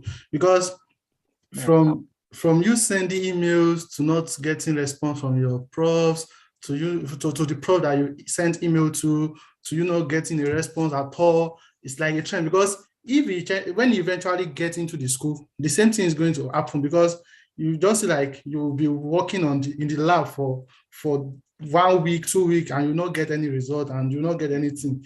Even if your results work, you send your paper to some journals and they will still reject your paper. So this rejection of a thing is a trend. It's not like you are a failure or anything. If you eventually get it, you still get another rejection, because there will be some days where your experiment will not just work. Like me now, I started my research and my primers were not working. And my friends, they saw this poster that they called me doctoral researcher, and they were like, "Guy, you're not a doctoral researcher, you're a PhD student." So because they knew that, because I was telling them that my primers were not working, and they were now like, "Who is now calling you doctoral researcher? Because you that your primers were not working. So you are not a doctoral researcher, you're a PhD student." So the best thing is that you should just have like this league of friends that they will encourage you when things are not going well. You not even call it rejection, you call it breakfast. You'll be like, "Guy, you take breakfast, your friend will still come like, "Okay, there's this friend of mine that Dr. Miwa knows that she just called me one that, "Okay, wow. She me para say Lagos by Germany you to show me, because they sent breakfast to me. Eventually she got one and she was going to be interviewed very soon. We hope she get it. Another friend of mine, same way. So everybody will be rejected at some point in time. So what I will advise people that are being rejected is that while you are waiting because one of the things I regretted most is that I have a lot of time between when I was accepted and me starting school. I was supposed to have learned a lot of things before I go. Maybe I will not be working in a wet lab right now. Maybe I would have been working in a bioinformatics lab. I should have been learning programming and stuff like that. And I should have been learning so many things that are related to what I wanted to do, because I wanted to be a bioinformatician, but I never remember to learn programming. It was when I got there that I found out that they expected me to have known programming to a top notch. But I had at least 6 months to have done this thing, to have gotten it right. I didn't do it.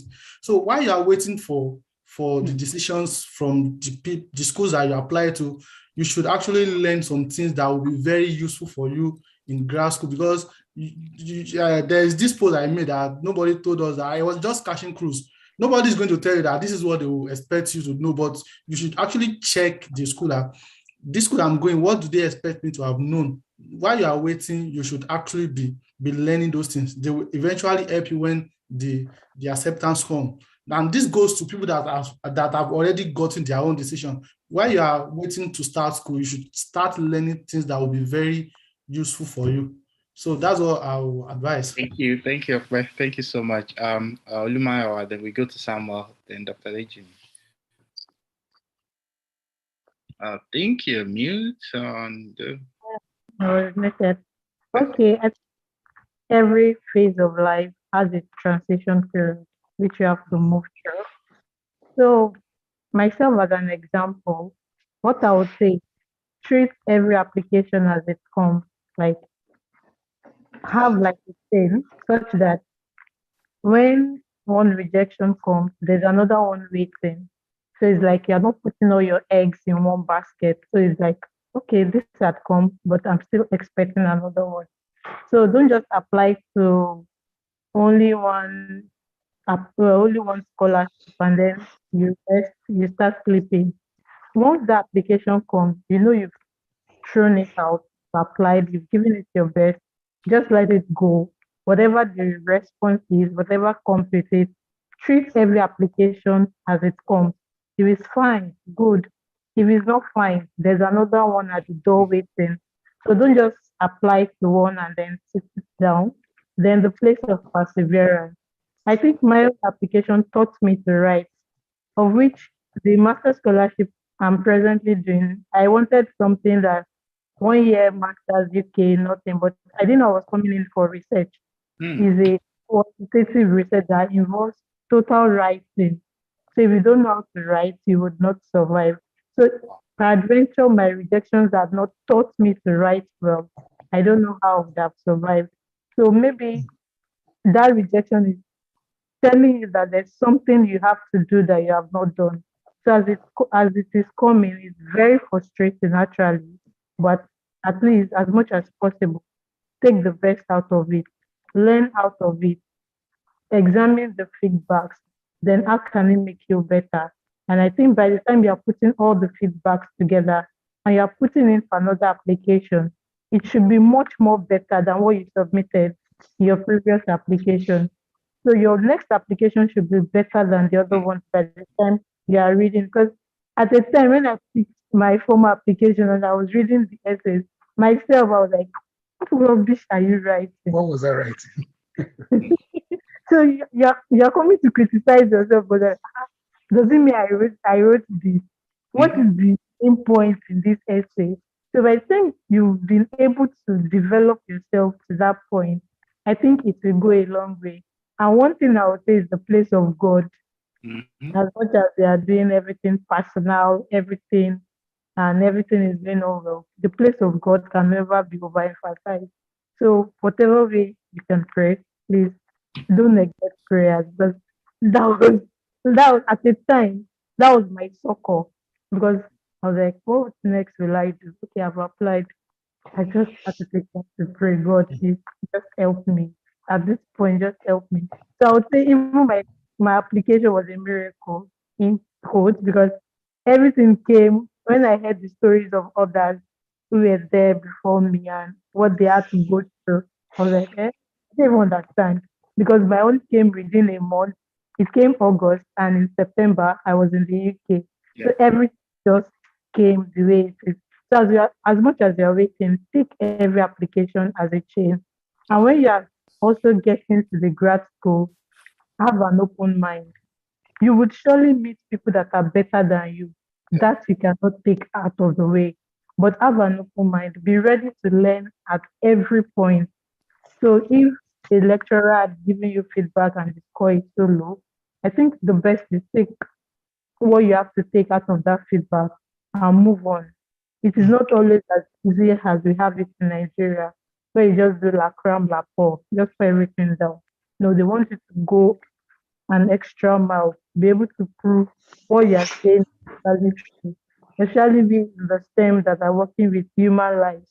So they don't want you to joke with lives. So whatever you are doing, just give it your best and the place of God, and taking every application as a chain. I believe at the long run, you will surely make a very good success. Thank you so much, Olumayo. Samuel. Yes, so I think while applying, it's always a good thing to join a community like this. You know, when you hear about people's other stories, people that have applied to maybe hundreds of schools and they eventually got the acceptance letter, then you will be motivated to, even though you're getting the acceptance letter, you know that your own chance will also come. And personally, I was lucky because most of my friends were also applying for, scholarships and graduate schools. So we always discuss about our rejection, about what to Mm. do, about how to improve. So things like that would help you. You are not alone, and you know that others are also getting rejection. It's normal. It's almost likely that you will get a rejection. So it's just part of the process. And like my other said as well, while waiting, you should develop yourself, prepare yourself ahead for your assumption. You know that you will get it someday. So just prepare yourself, keep developing yourself. While I was waiting, I was also developing myself, polishing my skills, and knowing that when it eventually comes, I will be well prepared to do well in graduate school. So that is just develop yourself and join a community where you can share your stories and listen to other people's stories. Thank you. Thank you. Dr. Adejimi, hi. Yeah, good evening, everybody. It's been a very interesting session. Yeah. Okay, I'm not going to waste much of our time. Let me just say this. Apologies for that. um, for some of us who are into publications, you would know that rejection is very real. Um, by the time you publish and wait for like you submit a paper and you wait for like 2, 3, 6 months or 7 months, and you hear this sentence by saying, "We regret to inform you that your paper does not belong to the scope of this journal," and things like that. So that's just to tell you that rejection is very interesting. Permit me to use the word interesting. It will come. You'll be happy about it. In fact, there are times that you will receive rejection to an extent that you will no longer be able to cry. You will just see it and like, okay, on to the next thing. It tickens you. That's just the thing. If it does not tickens you, then you've not learned. It's part of the journey of learning, and this is what you get. So, and this is what you do when you get to graduate school. You find that you are independent, not depending on anybody. And let me say this. Just imagine, everybody keeps saying that your community is very interesting, but you see, there are certain people who don't find anybody or who do not have anybody around them as a support system or as a motivator or as a shoulder to leverage on. Meaning that if you find yourself in the wilderness when there is nobody to help you, then you have to be your first motivator. Mhm. That's the simple truth. Just imagine that there is nobody to motivate you. Then you will find energy on your inside to move on. For me, among most of my crew, then Colin knows them. I think I was, of course, from my department, I was the first guy to start the masters, then the first guy also with the PhD. So, and the guys I was moving with, not many of them are really into academics. Okay, my nickname from school is Prof. So that alone gives me this kind of energy that I have to move on. So there is nobody, excuse me. There is nobody. Wait. My apologies. It's okay. So there was nobody around me to motivate me like and say, "Hey, Prof, what about your application?" I was the one motivating myself. Now I'm not taking pride in this, but that was the situation I find myself. So if you find yourself in that kind of situation, what do? You have to be your best friend first, and you have to motivate yourself. You just have to look for, when you look back and you find out that, man, you can't go back, and you look forward, it looks difficult. And in the present state you are, you can't stay there for long. You just have to motivate yourself. Mhm. What you have just done is you've charted the course for others to follow. Then because you've gone ahead, like for example, now everybody hailed Dr. Olumiwa today because he has gone ahead, he has used his beautiful head to break all the grounds, and now the grounds are fertile. Everybody is leveraging on that strength. You understand what I'm saying now? So that is what you do when you do not have anybody around you to motivate yourself. Scholarship is very interesting. To get it is not easy. Like I tweeted some days ago, when you get it, you get it. That you're close to somebody that has scholarship does not mean you experience it. Just imagine somebody paying your school fees, paying your flight, they give you a laptop, you are going to, nobody in your family is going to conference in US, in Tanzania, in Malawi, in whatever place, Japan. Your first flight out of the country was you're the first guy, you traveled there. All of those things, this is what scholarship gives to you. So when you wake up every morning, you can have a wallpaper or a template before you and just put it there. Oh boy, this scholarship, I will get you. You dream it, you drink it, you sleep it, you wake up by it every day. What you see before you, at the end of the day, you become that thing. And this is how you become motivation to everybody. Thank you. Thank you so much, Dr. Arejimi. I think I needed to talk about my story when I was in Korea, especially, I mean, Samuel will relate with this. The language was really hard. And at a point, I feel like, I started writing my Chinese school because I also had this master's offer in China and I have to learn the language for 6 months. I started writing them like, can I still take up the offer? Because in my class we were like we had this set of worst five when they pronounce the vocabularies, when they ask us to like pronounce it, we are always off. The accent is always off. And I'll be like, okay, if I go back to Nigeria, I ran away from Nigeria. My mom would say, okay, I told you not to leave. And I started, I had to like find a book which translates English and Korean side by side, and I started forming my notes. Like I was forming my notes in Korean, and this assisted me, to pass the language within 1 year. I was the only one that had to go to grad school after 1 year. The remaining four stayed for an extra 6 months. And these things helped me when I got to grad school. Like, okay, the motivation I always tell people, the motivation I also had is like, I need this PhD to defeat village people that said I shouldn't have. Probably were looking at me like, guy, you left EXU. You were supposed to be in EXU. So I had this motivation like, I did come back. And that was why I didn't come back to Nigeria until I had the PhD. So I discovered a support system that Mala made mention of when I was in Germany. He came to my lab one time. He even, he knew about CRISPR-Cas because I'm always talking about CRISPR-Cas. And, in Germany, it wasn't easy for us because everybody is busy. Myself and Damala, we could talk for 1 hour. Like we're the only one calling one another, guy, how you did? You need a support system, you need a friend. And, sometimes I play soccer, I identify the African community, we play soccer. You burn out the stress, you're tired, you just go home. After experiments, I need to emphasize this. In grad school, your experiment will not work. I'm not cursing, no. I've had days when my experiments will not work. By the time I get the rejection, I just go home, take the next food, watch Netflix, sleep. Next day, we'll pick it up from there. Because you need, like I always tell people, your mental health is very important. That research will continue without you. So you need to take care of yourself. And this is also what I'm still experiencing these days. Like someone yesterday said in the Twitter space, she said, okay, she feels like a failure in the lab. I feel like every one of us has been there. Some are still there. Or primary is not working. Sometimes you don't even know what you've done wrong. Sometimes in the lab you want to run a simple PCR, which an high school student can run, and you cannot even see any band. And you ask yourself, am I actually a PhD student? Like really? And when the experiment now works, you feel like, oh, I'm happy. God, all glory to you. And this is one thing I always encourage people as well. It's very important to, it's not easy, but I learned it from a colleague. Like when he leaves the lab, he drops everything in the lab. And this Damala would agree with this when it comes to German. Like they don't deal with emails on weekends.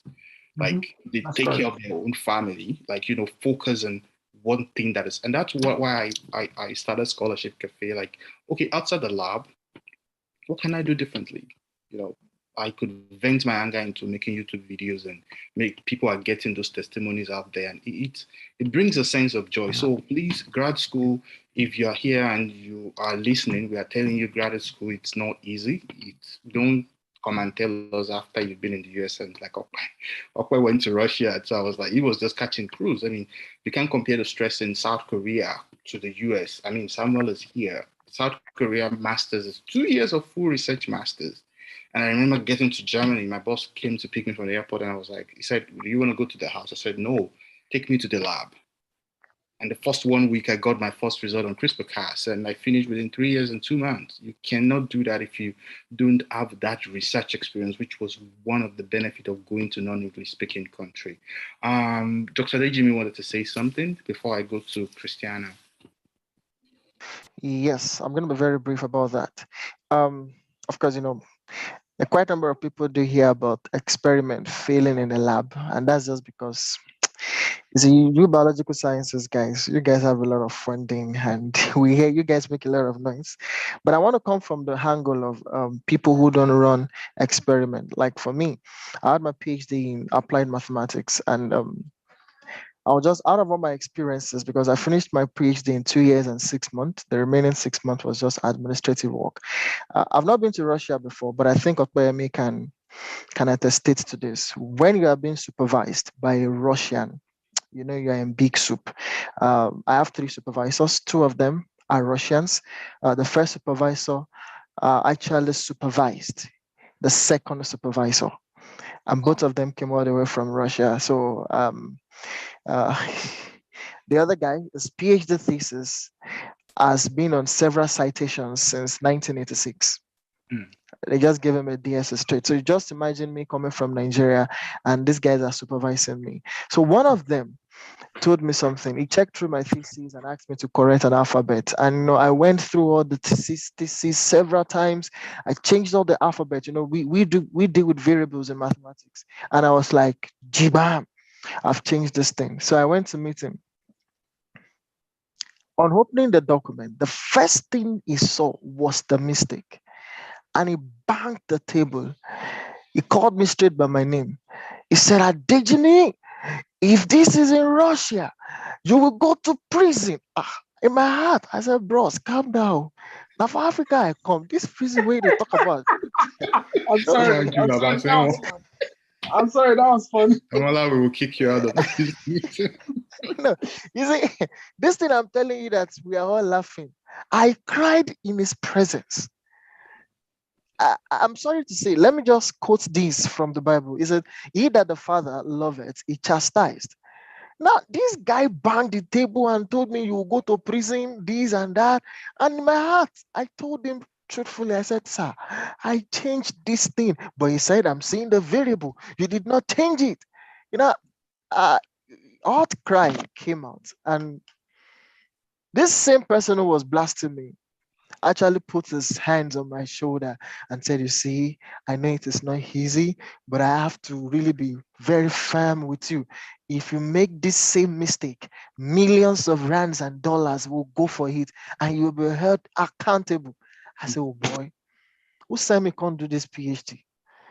But these are part of the things we face. Then the second one is, I kept my system running the simulation for 5 days. My system was hot. I was using the 2010 Lenovo laptop.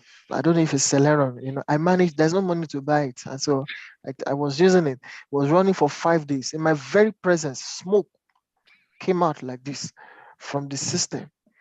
And I got a very rubbish result. And I just told myself, I said, oh boy, if it's possible to turn back the hand of time, Superman, he did one episode where he turned back the hand of time.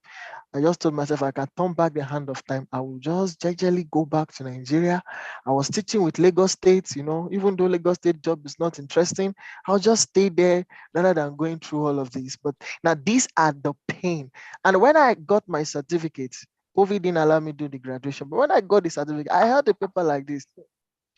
I said, if anybody talk to me anyhow with this PhD, I would deal with the person, even though I prefer people not to call me the doctor thing. But this is graduate school for you. You might not run lab, you might not run experiments in the lab, But there are other, I'm sure you can ask Damola, who is in law, and some of the difficulties he's experiencing. So it's all encompassing, irrespective of the field you are.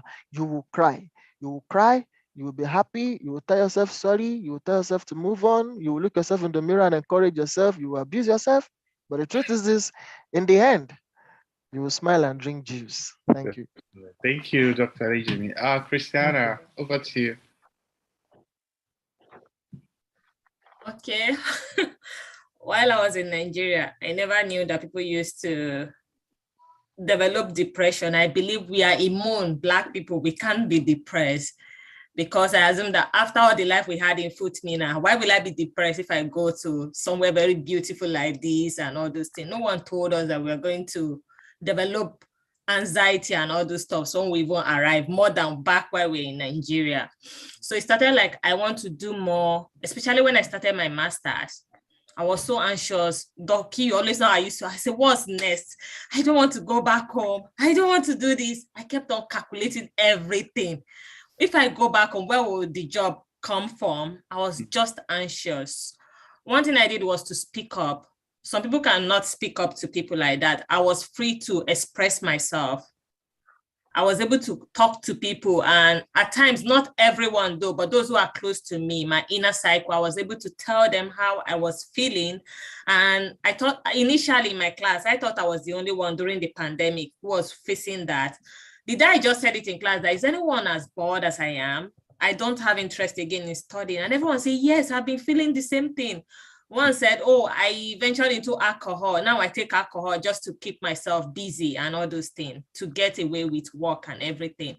Some move into cannabis and the rest just to get high and let them take away the stress. What I did was to speak up. I engaged myself in several activities back in Germany, not like here. I don't really know people now in Canada. So I was able to speak to people, senior colleague, Doki was there, I always call him. Thank God he has an amazing wife that understands when I'm talking for 1 hour or 4. So I was just able to speak up to people. I understand, because in my lab too, I have amazing lab members who were also very caring. They notice I can be very shy. I don't want to come out. So they always call me to know if I'm doing well. So I think mental health is very important. Even while you're waiting too, your friends will keep giving you the news. They've gotten this offer kept coming in and all that. You just have to make yourself happy. Before I left Nigeria, a friend told me that, please enjoy your own company now in Nigeria, because when you come abroad, no one will ever want to. It's not that they don't want to relate with you. They can't just welcome you into their life immediately. So what I did was to start enjoying my own company. So I think just get busy, try to have fun, speak up to people. You don't have to be shy. I know people have been writing on their tweets, if you need someone to talk to, move to them, just send them a DM. They will definitely respond to you immediately. You can reach out to anyone here. At first, I know people will want to be careful of who they reply, their messages. But with time, when they notice you're dearly in need, not that you're trying to catch cruise or play games with people, they will definitely reply. And when they see, according to Summer, you don't have boobs in your DP, they'll respond. They'll know you're actually responsible and you need help. So I think you should speak up to people. Thank you so much. Thank you so much, Christiana. That was really great. I think it's been a wonderful session, and we've talked about opportunities and mental health, how to go to grad school, like how to survive grad school. I kind of imagine a lot of people that wants to come to Canada, the US, and you feel like the life in Canada and the US is the best you could ever think of. It's not that rosy anywhere. Even in Nigeria, it's not rosy. I know. Yeah, but again, it's also important to, we all agree, identify a support system, know that grad school is, and I always tell people, and a lot of people watching us on YouTube, I'm not discouraging you, but if your motivation, your top priority is to leave Nigeria tomorrow, grad school might not be the best route for you, because you need to get the passion, you need to identify your strength, you need to be your personal motivator. Like, I remember there was a time in Germany, like I slept in a capsule. It's like It was even expensive, but like I think it's about 70 euro per night. And you just enter into the capsule and you just sleep. And that was because I had to run an experiment overnight. And I had to go back to the lab like 5 a.m. the following day to run the remaining experiment. And this is what I did for about 2 years of my PhD. And in Korea, my lab to the house was just about 5 minutes walk. Sometimes I run time point experiment that I have to run for 16 hours. Every 2 hours, you have to take pictures. And that means I have to come early in the morning, like 5 a.m. in the lab, because by 5 p.m. it's going to be like 12 hours. Then 9 p.m. is going to be like 16 hours. Then if I come late to the lab, maybe I come like 8 a.m., that another 12 hours will be 8 p.m. And that means if I'm going to leave the lab, will be in the night. And, after all this, I got my master's, I got my PhD, and now I feel like, okay, I can relax a little bit. But again, even now, experiments still fails, they don't work. So it's like something that you cannot, it's something like you cannot do without. I can recognize Estrella with me here. So like, it's something you cannot do without. It's something like you have to identify your strength, your story. And I always tell people in all this, God has always been at the center point of my story, because sometimes you just cry like, God, why am I here? You will get to that stage. So I just want to appreciate everyone for coming to this platform today. And yeah, the essay project 60 is officially closed, and so I'm going to be reviewing the SOP and CVs. And I also created a list which for funding opportunities out there that you can all apply. If you are watching us on YouTube, I make videos about current opportunities. I've been checking the Korean webpage since the last 1 week to see when are this guy uploading their scholarship now, so that we'll release the video and people that wants to apply. And if you are in this room and you're also on YouTube watching us and you were interested in the South Korean government scholarship, know that about 40 Nigerians are always selected annually and they receive over 1,000 applications. And one thing that stood out that I told Samuel last year was like, I don't know if this is okay to put it out there, because I think it's not going to be more competitive this year. If you have to look through specific schools and identify schools that are new in the program, then you can. I mean, at least every year you have new schools, and so you can contact those schools, apply, and again. Don't just start your application now. You need to probably get a professor. Why I'm saying this is that a cousin of mine that wanted to apply 2 years ago got a professor, wrote the proposal. The guy was so interested in my cousin and told my cousin, oh, the KGSP is very competitive, but if you have 7.5 IELTS, I'm going to offer you tuition waiver and 1 million won per month, which is about 1,000 US dollars approximately. And this guy chicken out. He wanted to come to Canada in Jesus' name, and he did the Canadian, he did the general IELTS, and he had amazing 6.5. So so he could is laughing, and he had 6.5, and a friend of mine that was also applying to Canada, for PR. I told the guy the info, I sent the info. The guy spent 7 years in the banking industry. He did his master's in between, and the banking experience didn't appear on the CV. And the guy is currently in the lab in South Korea now, doing his PhD. So, and I encourage everyone out here. It's not about KGSP. There was a guy we did crowdfunding of 800K for last week. For flights and visa stuff for Korea. He got a professor funding because, and they're gonna pay him 1 million won per month. I mean, someone knows 1 million won. How does it look like? And Korea is really cheap. You just need to bring in your bag, get into the apartment. Like they have everything set up for you, TV, internet. I mean, it's the most advanced country in terms of technology in the world.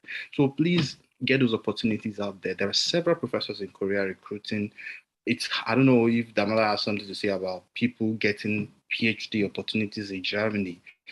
German professors will hardly take someone with a master's in Nigeria into the lab or into the group, because it's like really thorough, and they want you to also have those research experience. But if it takes you to go to Russia, if it takes you to go to South Africa, if it takes you to go to Turkey, like I said, there's someone that wrote to me in the last couple of hours. He did his master's in Turkey, and he got an offer in UBC, he got an offer in Rice University, and he got another offer in the US. And I was like, guy, I need to pitch, UBC to you, come to UBC.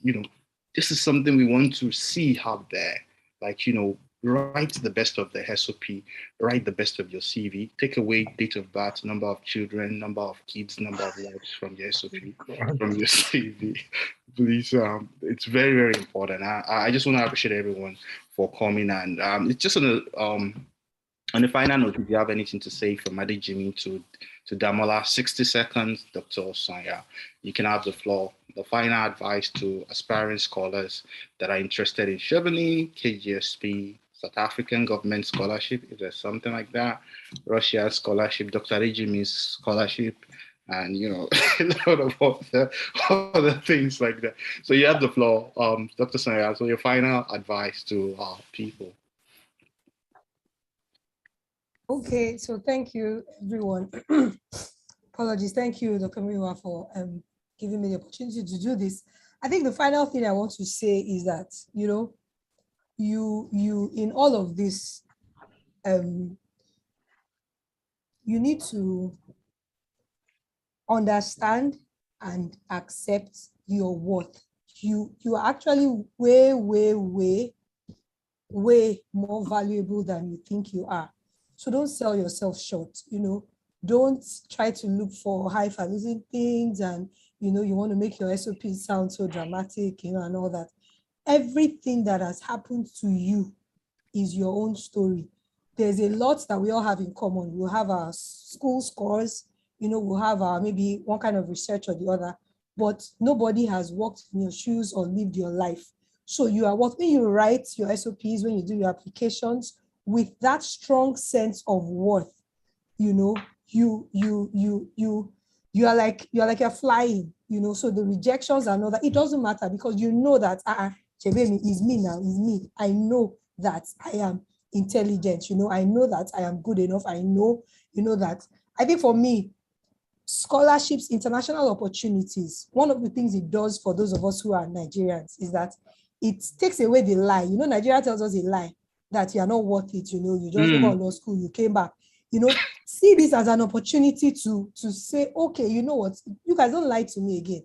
I have my story makes sense, my tutu, or my surgery receipt, it makes sense. This is an opportunity for you. So don't go out there, trying to, what's the word, trying to impress, trying to be, who you're not, or thinking organically that, I'm just, these people, they're just helping me. My friend, you're helping them.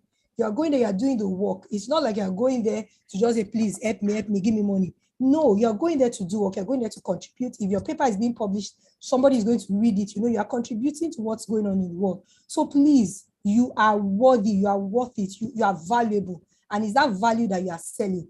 The only thing is just you need to figure out, okay, how do I sell it so that people will see my value? But never question whether or not there's actually value in you, because there is.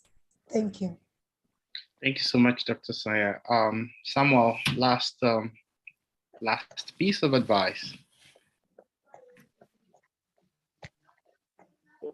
Well, there's really nothing. I mean, we've said almost everything. Just apply. For me, anyway, I apply to as many schools as possible, not just South Korea, not just not just. I think UK, US, Canada are very competitive, and since you know much about South Korea and Turkey, China, and other places, yes, many people don't know yet. So you still stand a lot of chances messaging to, sending messages to professors and students content. So I think if you've been applying for 3 years or 4 years, I think it's time to apply to Asian schools and give it a try, and you can from here to other. So. Thank you so much, Samuel. Lou Mayowa, your final advice.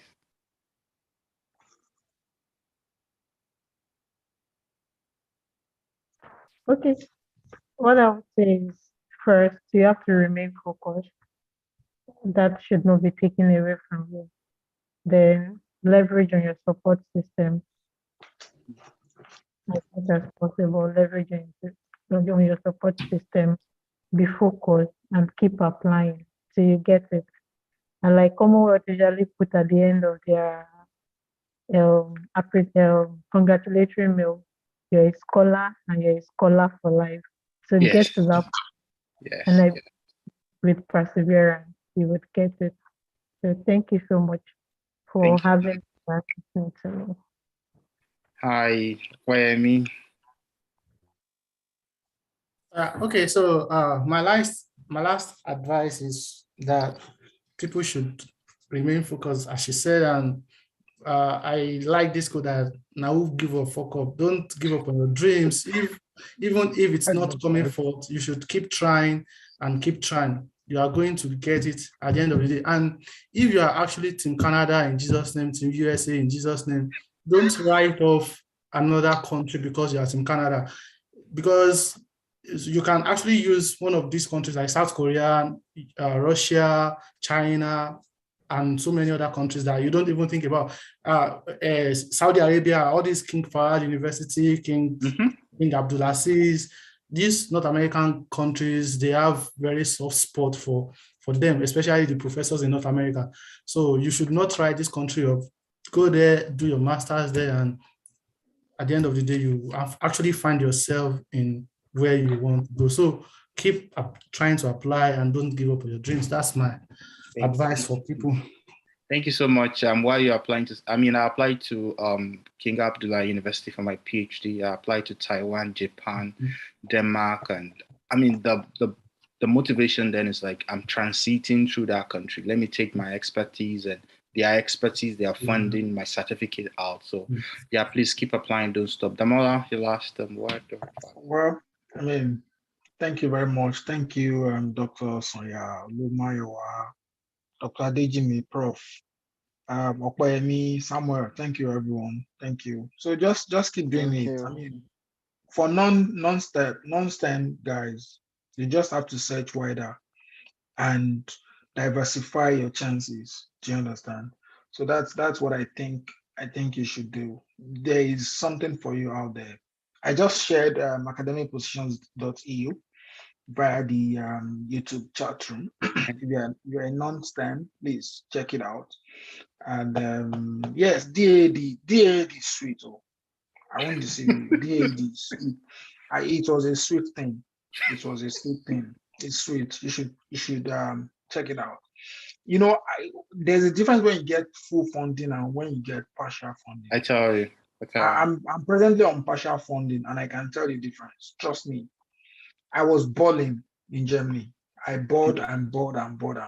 Like traveled all around. I really enjoyed it. So please don't say it has to be US or it has to be.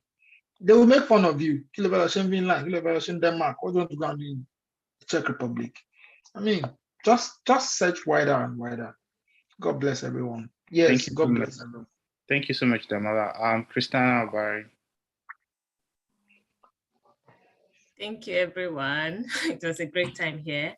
I would say if you're going, maybe you're leaving Nigeria to Canada, you'll have a layover in maybe Dubai, I don't know, but not everyone will come directly to Canada. You have to stop maybe in Europe, some places before you come. So I'll say don't base your application on other people's journey.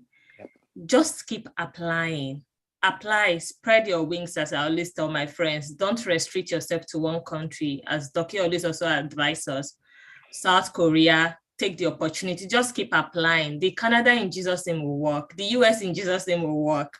But try it. Your journey might just be that, oh, you have to go through South Korea like Doki before you come down to Canada, or you have to just come directly to Canada. So I'll say just keep applying. And as you apply, try to make friends with other people who are also applying. That will also motivate you to keep applying. And be top on your game. Try to be proactive. Know when this deadline is on. Have a spreadsheet where you can put their deadline. You can put the open date, when it's going to close, the requirements. Then you work based on that and read the requirement. Try to read 3 times to understand what they really need from you. Thank you very much, everyone. Thank you so much, Christina. The last but not the least, Dr. Adeniji Adejimi. Yeah, in fact, the way Damola was mentioning full funding sweet, or it looks like lollipop. It's really sweet. Yeah, my last word is this: that put your mind to it, you can achieve it. It doesn't come easy. For some of us that God has helped, I have a friend. When I told him and the wife that I'll be moving down to South Africa for my PhD, and they were like, South Africa, learn, bang. No, they're looking at US, they're looking at, you know. So and for me, once focus, I'm focused. So I think when they found out I finished my PhD under 2 years and 6 months, and they were like, guy, have fun now. Say anywhere Belle face now that they can come South Africa. I said, I'm sorry, the door has been closed. Your US and Canada, you want to go, go. The truth is this. When you get to your final destination, you would get to your final destination. You would know it's your final destination. And you will utter this same statement Dr. Olumiwa uttered. Now I can call you home. And that's just because see, the guy is smiling. Smile. Kunle, smile. Now you can call it home. you know, and that's just it. So please, anyway, you can apply. Try as much as possible to apply. Once you get there, it becomes a leverage to every other door that needs to be open. Thank you. Thank you so much, Dr. Adejimi. Again, there are several opportunities out there that stay on. I mean, the basis of selecting this project 50 is like a lot of all the applicants said no preference to any country. So please, if you see applications for Thailand, if you see for Japan, if you see for China, if you see for Korea, if you see the DAD, please go ahead and drop those applications. There is no crime in dropping them, and as much as possible, I would also assist to check out your CV and SOP. And there are several templates out there. Just make sure you do a nice job. So thank you so much, everyone. And I'm officially declaring this Zoom meeting closed. So before I go, I think I have Nuruddin here. Yeah, Nuruddin Rahman is hi Nuruddin, are you there? He's one of our media advisor at Scholarship Cafe. Hi. Hi, Doc. Hey, good to have you. Thank you so much for joining, and we appreciate you. And he's been a wonderful supporter, and we were together on the Twitter page for like 8 hours the last time. So thank you so much, everyone, for coming, and do have a great weekend. God bless you. I wish you all the best in your applications, and hopefully, when we see again, we'll have amazing stories of fully funded opportunities where you're even confused to choose from which one to go. Bye for now.